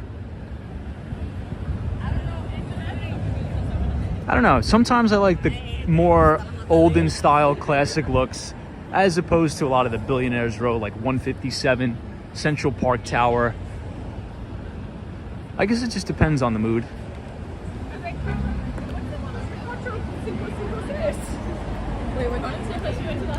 Yeah, Sharon B, those are nice. And look at how quiet the block is too. All tree lined. And you have an awesome view of the One World Trade Center all the way in the back. Row homes, copy that, yes.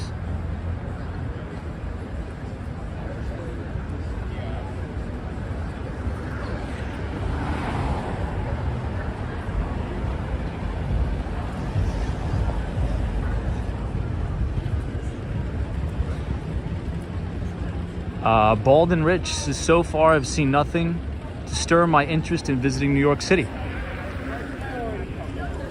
I would say the same thing. Short guy, good to see you. All right, these guys are dressed up. Let's see what, maybe just a lot of cowboys, I think they're dressed up as. Meep is here to say, good to see you again. Good to see you, Meep. Welcome. Michael Joseph. Well, no, because I have to shower, I need to make dinner, I need to cook, I need to do all these things. I was about to say.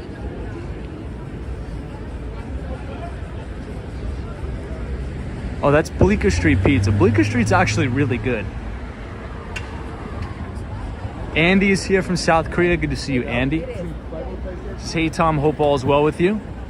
Andy, I hope all is well with you too, my friend. We were just talking about the horrible incident that happened in Seoul as they were celebrating Halloween. I think over 100 people unfortunately died in like a stampede. So hope you're safe. Hope everything is well in your neck of the woods, Andy. It's always a pleasure to have you here.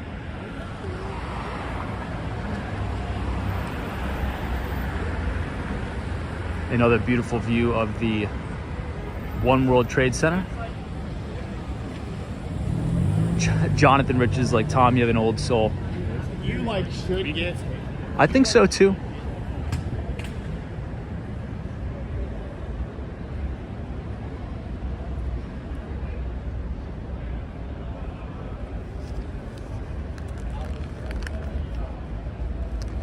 So I think the last thing that we forgot to cover on Friday night's live stream is on Thursday we did get the GDP reports out.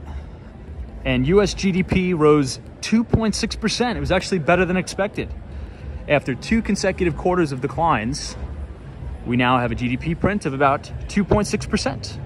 Consumer spending also increased about 1.4%, which I think was slightly below analysts' expectations, but now this is a little bit interesting because next week, November 1 through November 2nd. Well, I would say the real day is Wednesday, right? Is when we are going to hear from the Federal Reserve as they look to set the monetary policy precedent if they're going to raise interest rates by 75 basis points or 50 basis points. And I think the Fed is going to take all this into consideration to say, look, you know, we went from 2 quarters of negative GDP growth back to growth of about 2.6%. So this could force the Fed to go even tighter than what they're used to. So obviously you guys know, I think that they're going to hold firm at 75 basis points and then do another 75 basis points on their December 16th meeting.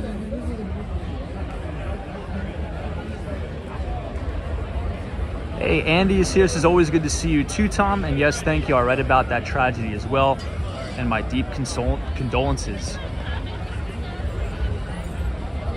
Michael Joseph says some analysts said the GDP number is skewed for election, and it's not that great, says Michael Joseph.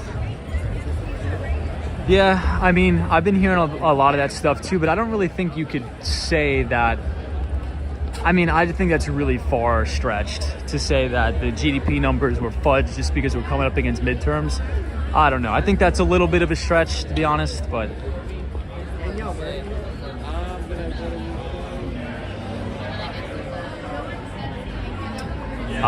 Mr. Heat says, Tom, have you had Joe's Pizza? I have had Joe's Pizza.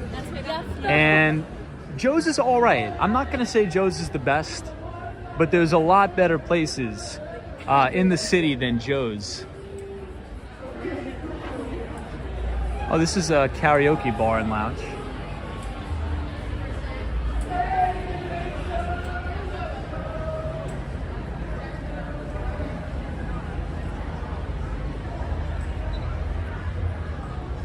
Yeah, Melissa 2087's like, finally some costumes. You know what I think we'll do, everybody? Let's go walk all the way to St. Mark's Place, because St. Mark's Place is probably going to be really, really packed tonight too. These guys have costumes, or maybe not.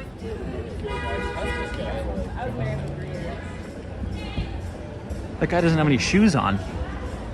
Now, I think that's the biggest rookie mistake of the night, not to have shoes on in New York City. Could you imagine all the nasty stuff on this sidewalk?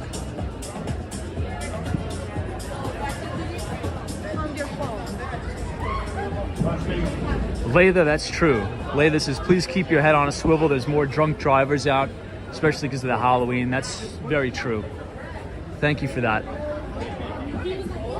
Oh, look at I think the Nuns and the Pharaoh get a big high score. Did you guys see that? All right, the nuns are in the 9s. Would you guys agree with that? Did you guys see the two nun costumes? They were in the 9s. They put on a lot of work on that. I still haven't decided on just exactly what the score is, but it's going to be in the 9s, definitely. Rob with the 10. Oh my God, Rob. Look, I'm not going to argue with it, but they were definitely in the 9s. 10 may be a little bit too aggressive, but I appreciate it.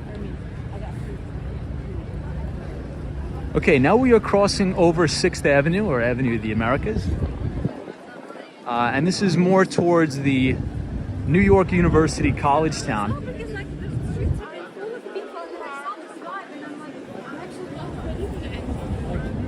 Hey, John says, cheers from San Diego, California. Good to see everybody from San Diego.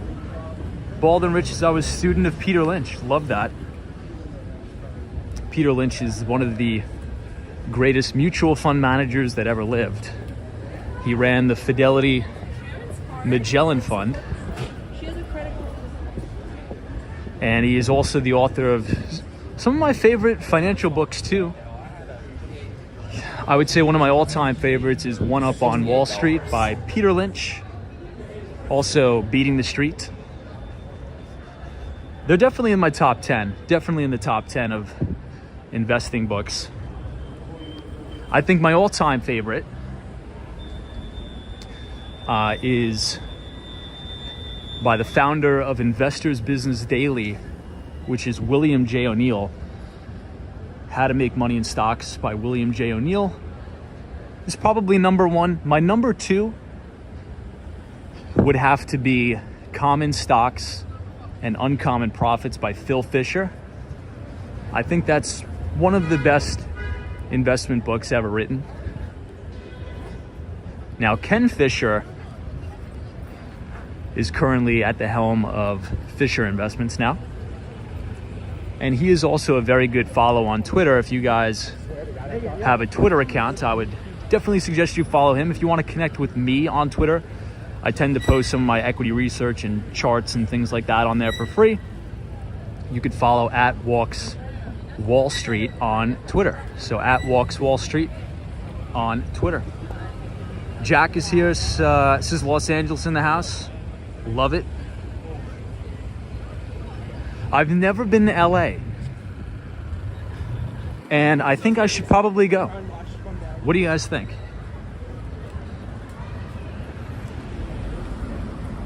Hey, Moon Lee has just subscribed to say be safe out there and have a great night. Thank you, Moon Lee.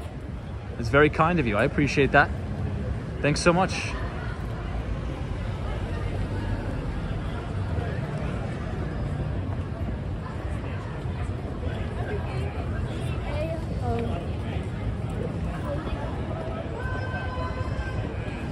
Dr. Longus, I didn't see that. The U2 singer. Lay this is I love LA, Southern California in general.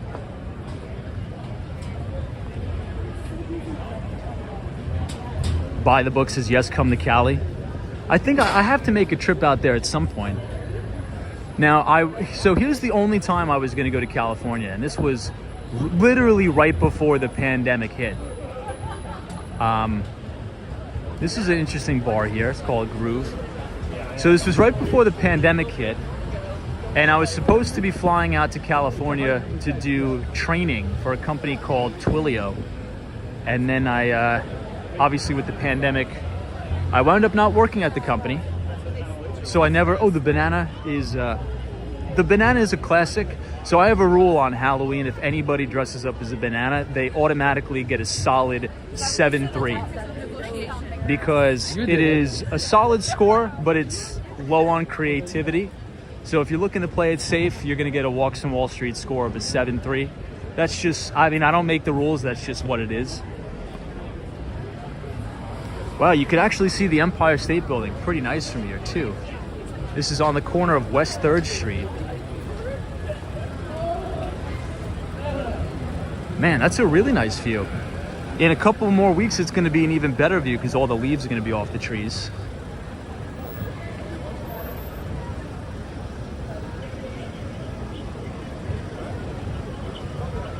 I know, NMB 045 says, Tom, you're missing out. I'm Canadian. I've been to Southern California many times. I got to go. I mean, yeah, let's just say that. I got to go. But I will tell you this, NMB 045, I will be in Canada, probably Toronto, before I go to California. Live stand-up tonight, live comedy. Now, I was supposed to go... Live comedy show tonight? I was supposed to go to Canada with some of my friends on a big trip.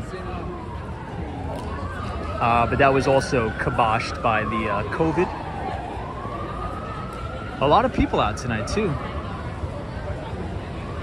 Hey, Sharon B says, hey Tom, this is the second stream I've caught.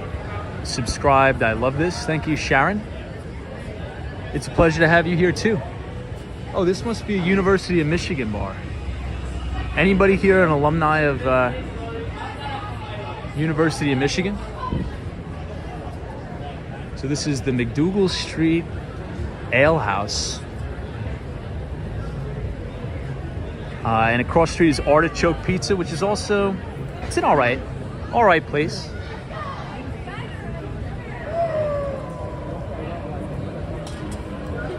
Mike Skate TV. What's up, Mike? Michael Joseph says, we finally made it to McDougal Street. Yeah, it's definitely pretty packed tonight. A lot of people out.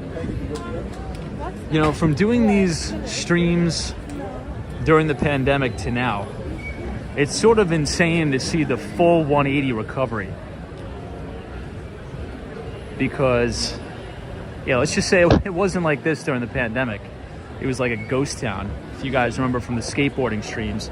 So it's awesome to see everybody back. Oh, guys, you know what? I think the cookies and milk guy, I think the dog is, the Shiba Inu is very, very close. It's got to be in the 9, just because it's a dog. Anytime a dog dresses up for Halloween, the creativity level is very, very high, which I appreciate. So I'm going to give the dog a 9-1. I'm not sure what the dog is supposed to be, but it's a 9-1 nonetheless.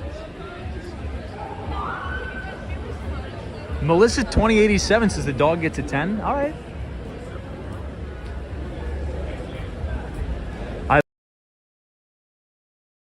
Those are some of my favorite breed. However, my favorite breed of a dog is a beagle. I would say by far. A yellow lab or a chocolate lab.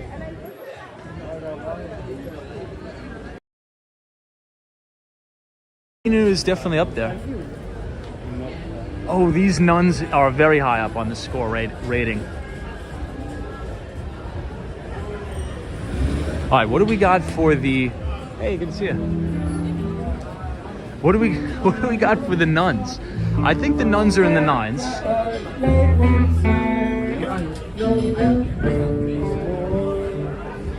Right. What are you doing here? Visiting? Living He said he lives in Brooklyn. about 5 years. Hey, Cindy Foley, what's up? Good to see you. If you guys are enjoying the live stream tonight, feel free to hit the like button and hit the subscribe button if you are new. Once again, we do these live streams about 5 days a week between New York City and Miami, with Monday through Friday having specific financial topics. But Saturdays just sort of hanging out, and then Sundays are our stock market outlook live stream.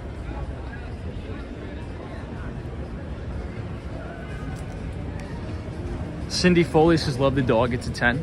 Fair.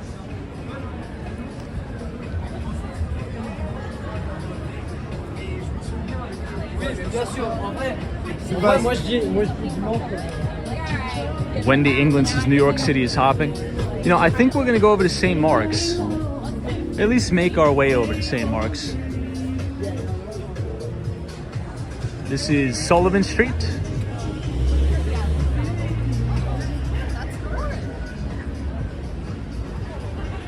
So we'll go up 2 more blocks, then we'll make a left. Michael Joseph says the NYPD on foot posts everywhere. Yeah, I mean, the NYPD has really been stepping up the patrols for obvious reasons. Now, I think the major changes as it relates to the NYPD has been in the subways. Supposedly, oh, this guy's a traffic cone. All right, traffic cone's getting a 9.5. Traffic cone's getting a 9.5. Thoughts on that? Thoughts there? Traffic cone, is that too high of a score, or is that right on the nose?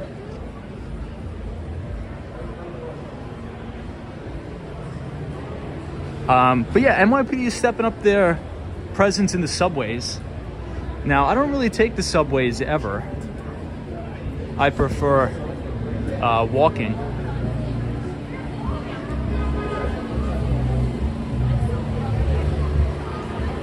The short guy says traffic cones are basic 8s. All right. I respect it.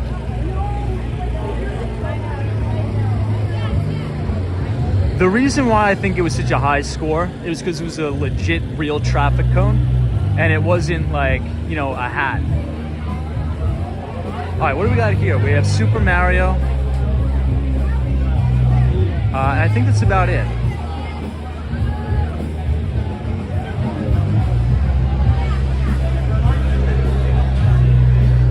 All right, let's see who's down here. Brad's brains is spot on for ones with the 9.5. Oh, this guy's Winnie the Pooh.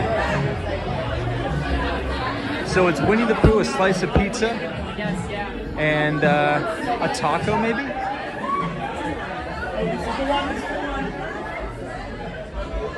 I think that guy was Aquaman or something.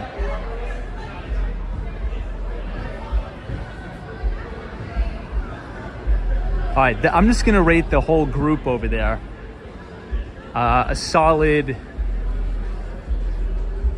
8-9 for the entire group.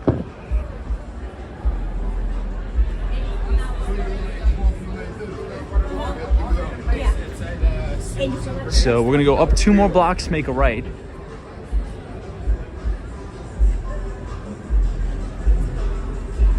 Yeah, Ryan Royal, there's a lot of creativity out tonight. I think we may see some more creativity as we go to St. Mark's. Hey, Al. Jandra C says, hey, Tom, greetings from Miami, Florida. I'll be in New York City around Christmas. Do you think it'll snow like it did in 2020?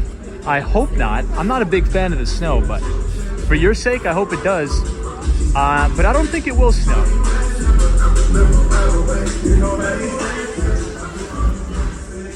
But I'll be in Miami, Florida on Tuesday.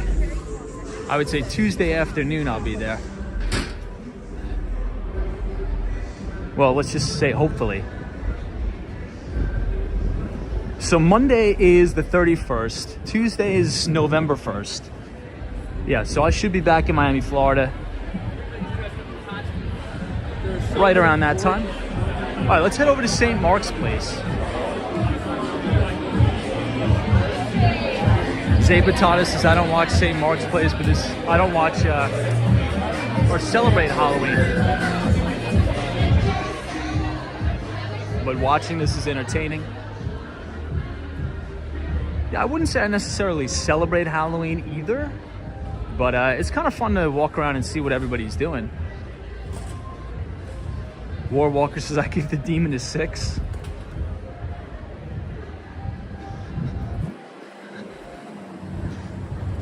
All right, 2 more blocks over. We're gonna get a little bit of a break from the music, and then we will be at St. Mark's.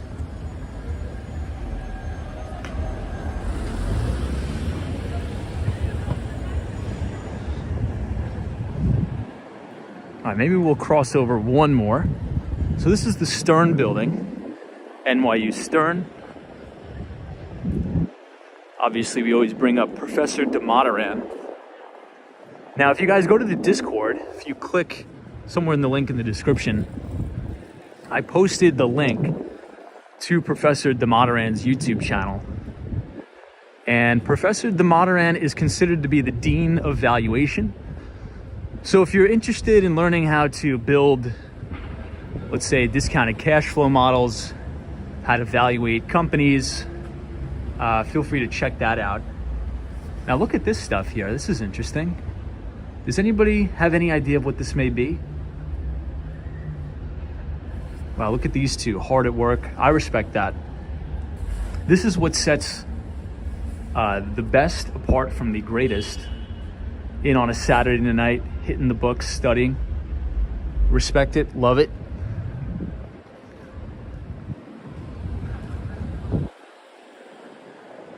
Ton of respect for that.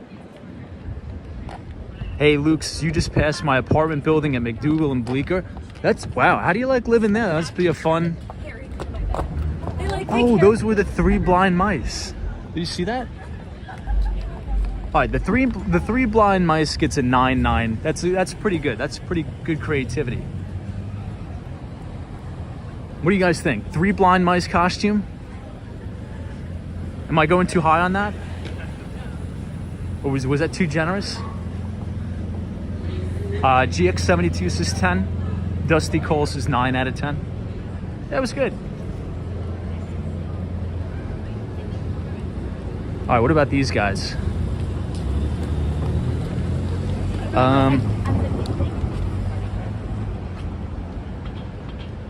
That was a little bit of a mixed bag of tricks there. I'll go 7-4.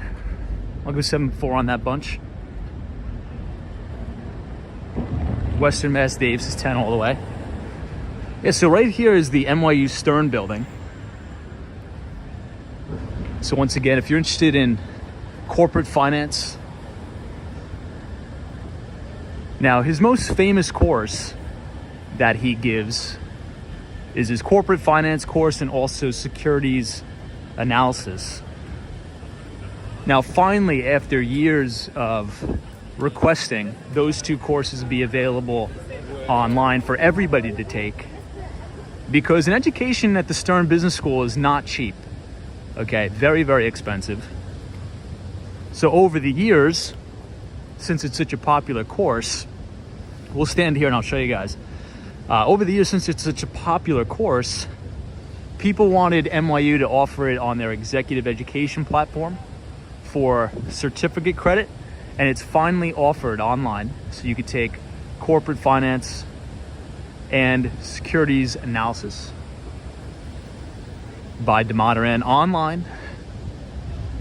Now, if you don't want to pay for it, you don't want to get the certificate credit, like those executive education credits.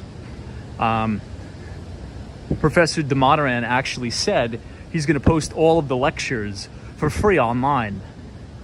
So if you're interested in that, if you're interested in a career on Wall Street, or just maybe you're an individual investor yourself, you look in our Discord link, or just go on YouTube, open up another tab, and check it out.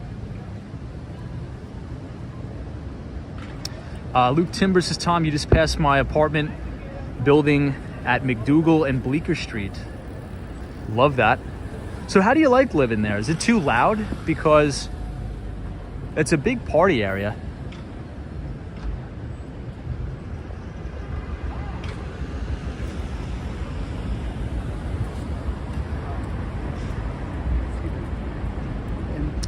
DJ Jax.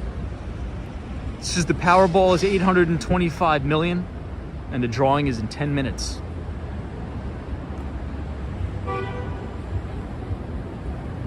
Luke Timber again says, Tom, you just passed my apartment building, McDougal and Bleecker. Yeah, that's awesome. Anthony says, the NYU students who had to pay for the lectures must be loving that idea. Well, the thing is, the course, those two courses are very famous and very sought after. So here's the thing, and I think we've sort of talked about this before. And before I sort of go into it, I just want to make a clarification, because every time I say this, a lot of people will interpret it that I don't think college is important, but it's actually quite the contrary. I think college is very important, extremely important, but I'm just about college in the responsible way, right? I wouldn't really go into debt to get an education. And I think the credentials, I think we just live in too much of a credentialed society that people are putting more of the precedent on just a piece of paper, getting the degree, than actually like the fundamentals of the education, right? So a lot of these online executive education courses I think are great for a lot of people that may not be able to afford to go to a college for $50,000, $60,000 a year, but they just want to learn the core concepts, right? High level overview. I think just focusing on the education aspect and acquiring core skills is the most important thing you could do, in my view.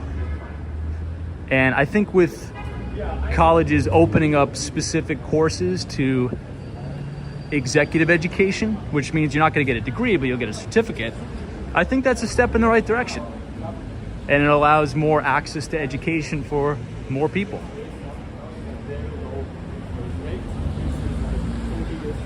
Because I don't want to speak for everybody in the chat, but I think a lot of my time in college was wasted, and not because I wasted the time. It was because I was required to take about 60 credit hours of nonsense.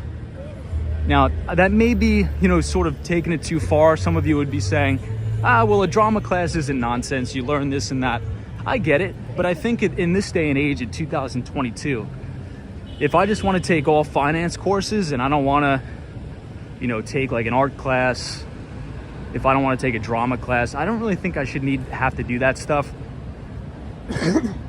The most ridiculous is I played college soccer. I played 4 years of college soccer, and they required me to take a gym class. I'm like, dude, this guy may win it. I think he's Mr. Potato Head, isn't he?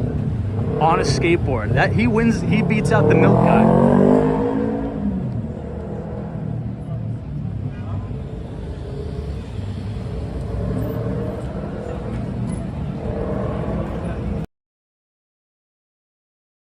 Michael Joseph says, what did you consider nonsense? So I considered the fact that I needed to take like a PE, physical education class, nonsense, because at the end of the day I had to pay for that. It was like a $600 class. Excuse me, not 600, it was a $300 course, and I played college soccer. So I don't really think that was a good use of my time. I would have much rather taken another finance course or an economics course.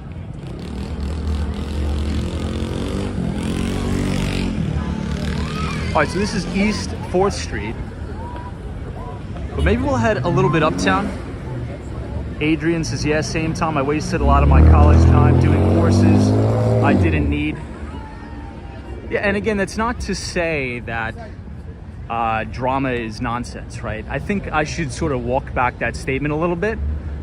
I think if you're paying for an education out of your pocket, you should be able to take what courses you want to take. And the argument back in the day was, look, a general education, so your 60 credits is supposed to give you a generalized education. You take English 101, which I thought was a big waste of time, because at the end of the day,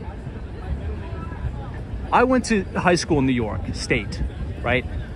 I had to take a Regents exam in English. I performed very well on it.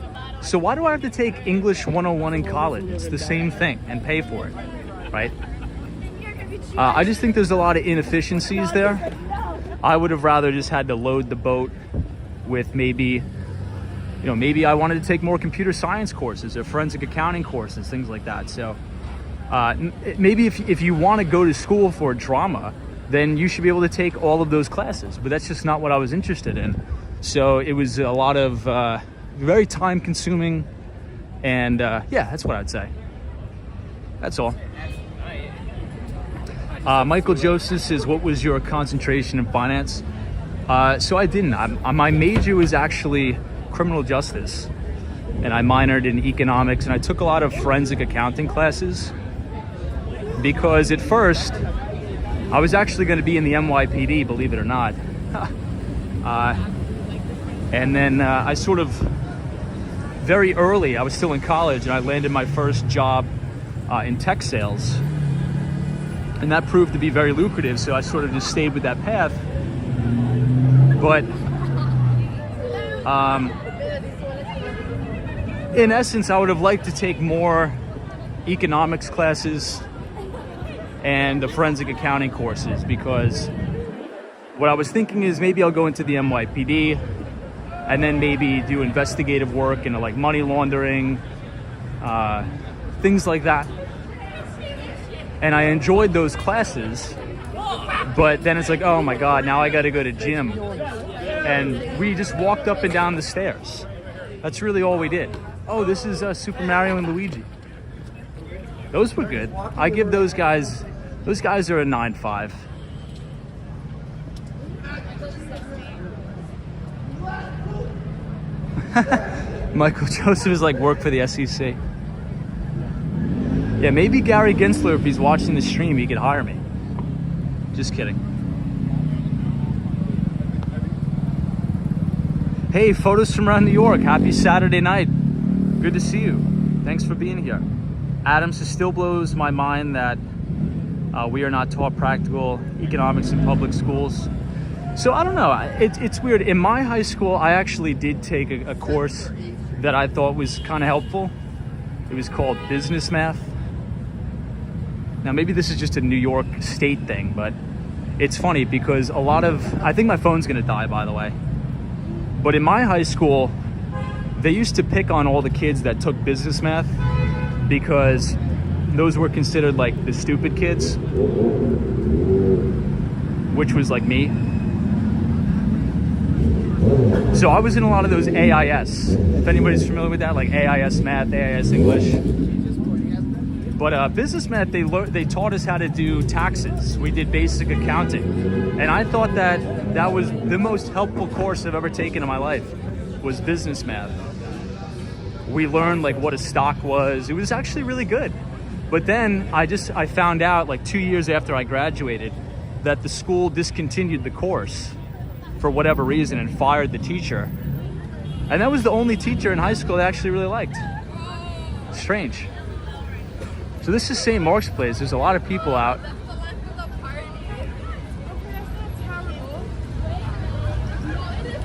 Miguel, this is Tom. I'm currently buying a Model Y. And you pointing the camera on it made me know I'm doing the right thing. Dude, and that's a good color too. What color did you get?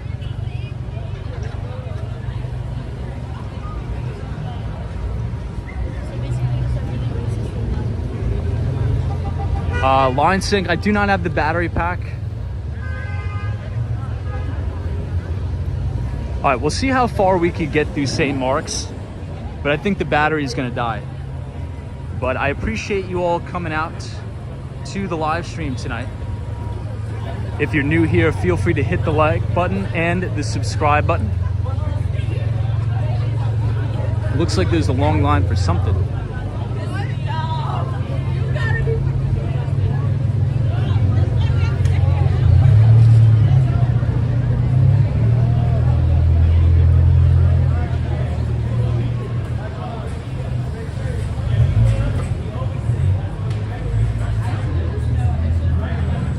A lot of people out here tonight. So this is like a barcade.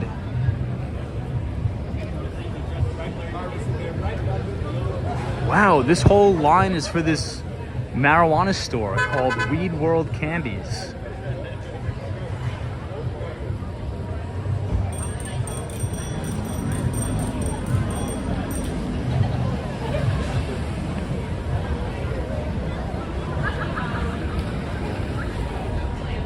All right, let's see if my favorite udon place is here.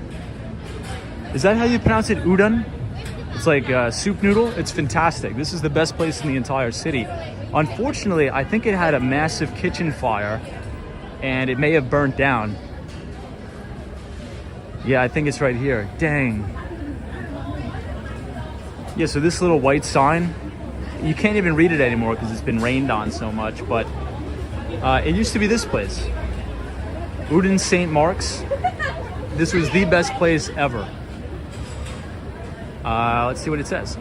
It says, "Dear valued customer, due to unfortunate circumstances, we needed to close our St. Mark Street location store for a while. Until then, we'll be working together on 9th Street to provide our loyal customers." Okay, well at least they reopened another spot. That's good. But this was the best place ever.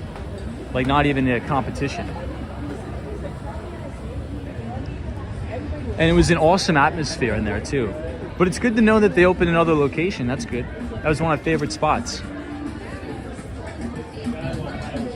But team, we are gonna have to say our goodbyes and shut down the live stream because my phone is running low on battery. But I want to thank everybody for coming out tonight. This was a fun Saturday night stream. I think it was a little bit more relaxing. Wasn't too much of big financial topics, which was good. But tomorrow we will be back here for the Sunday night stock market, a look ahead live stream. So hopefully you'll be joining us for that tonight. And to the Mighty Bull, have a good night wherever you are, because there is always a bull market somewhere. You just need to know where to look.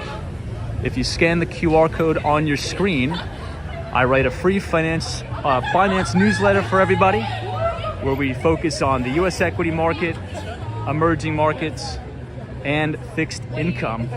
And we'd love to have you join us for that. So thank you, everybody. Gary, I want to thank you for coming out. All of our moderators, photos from around New York, Cynthia Beale, War Walker. I want you guys to have a beautiful Sunday evening, whatever's left of it. Have a great, or Saturday evening, I should say. Have a good Sunday, and we'll see you right back here tomorrow, 8 o'clock. Or 8:30 Eastern Standard Time. Western Mass Dave, Natalie, thank you so much. And we'll see you guys tomorrow. Take it easy.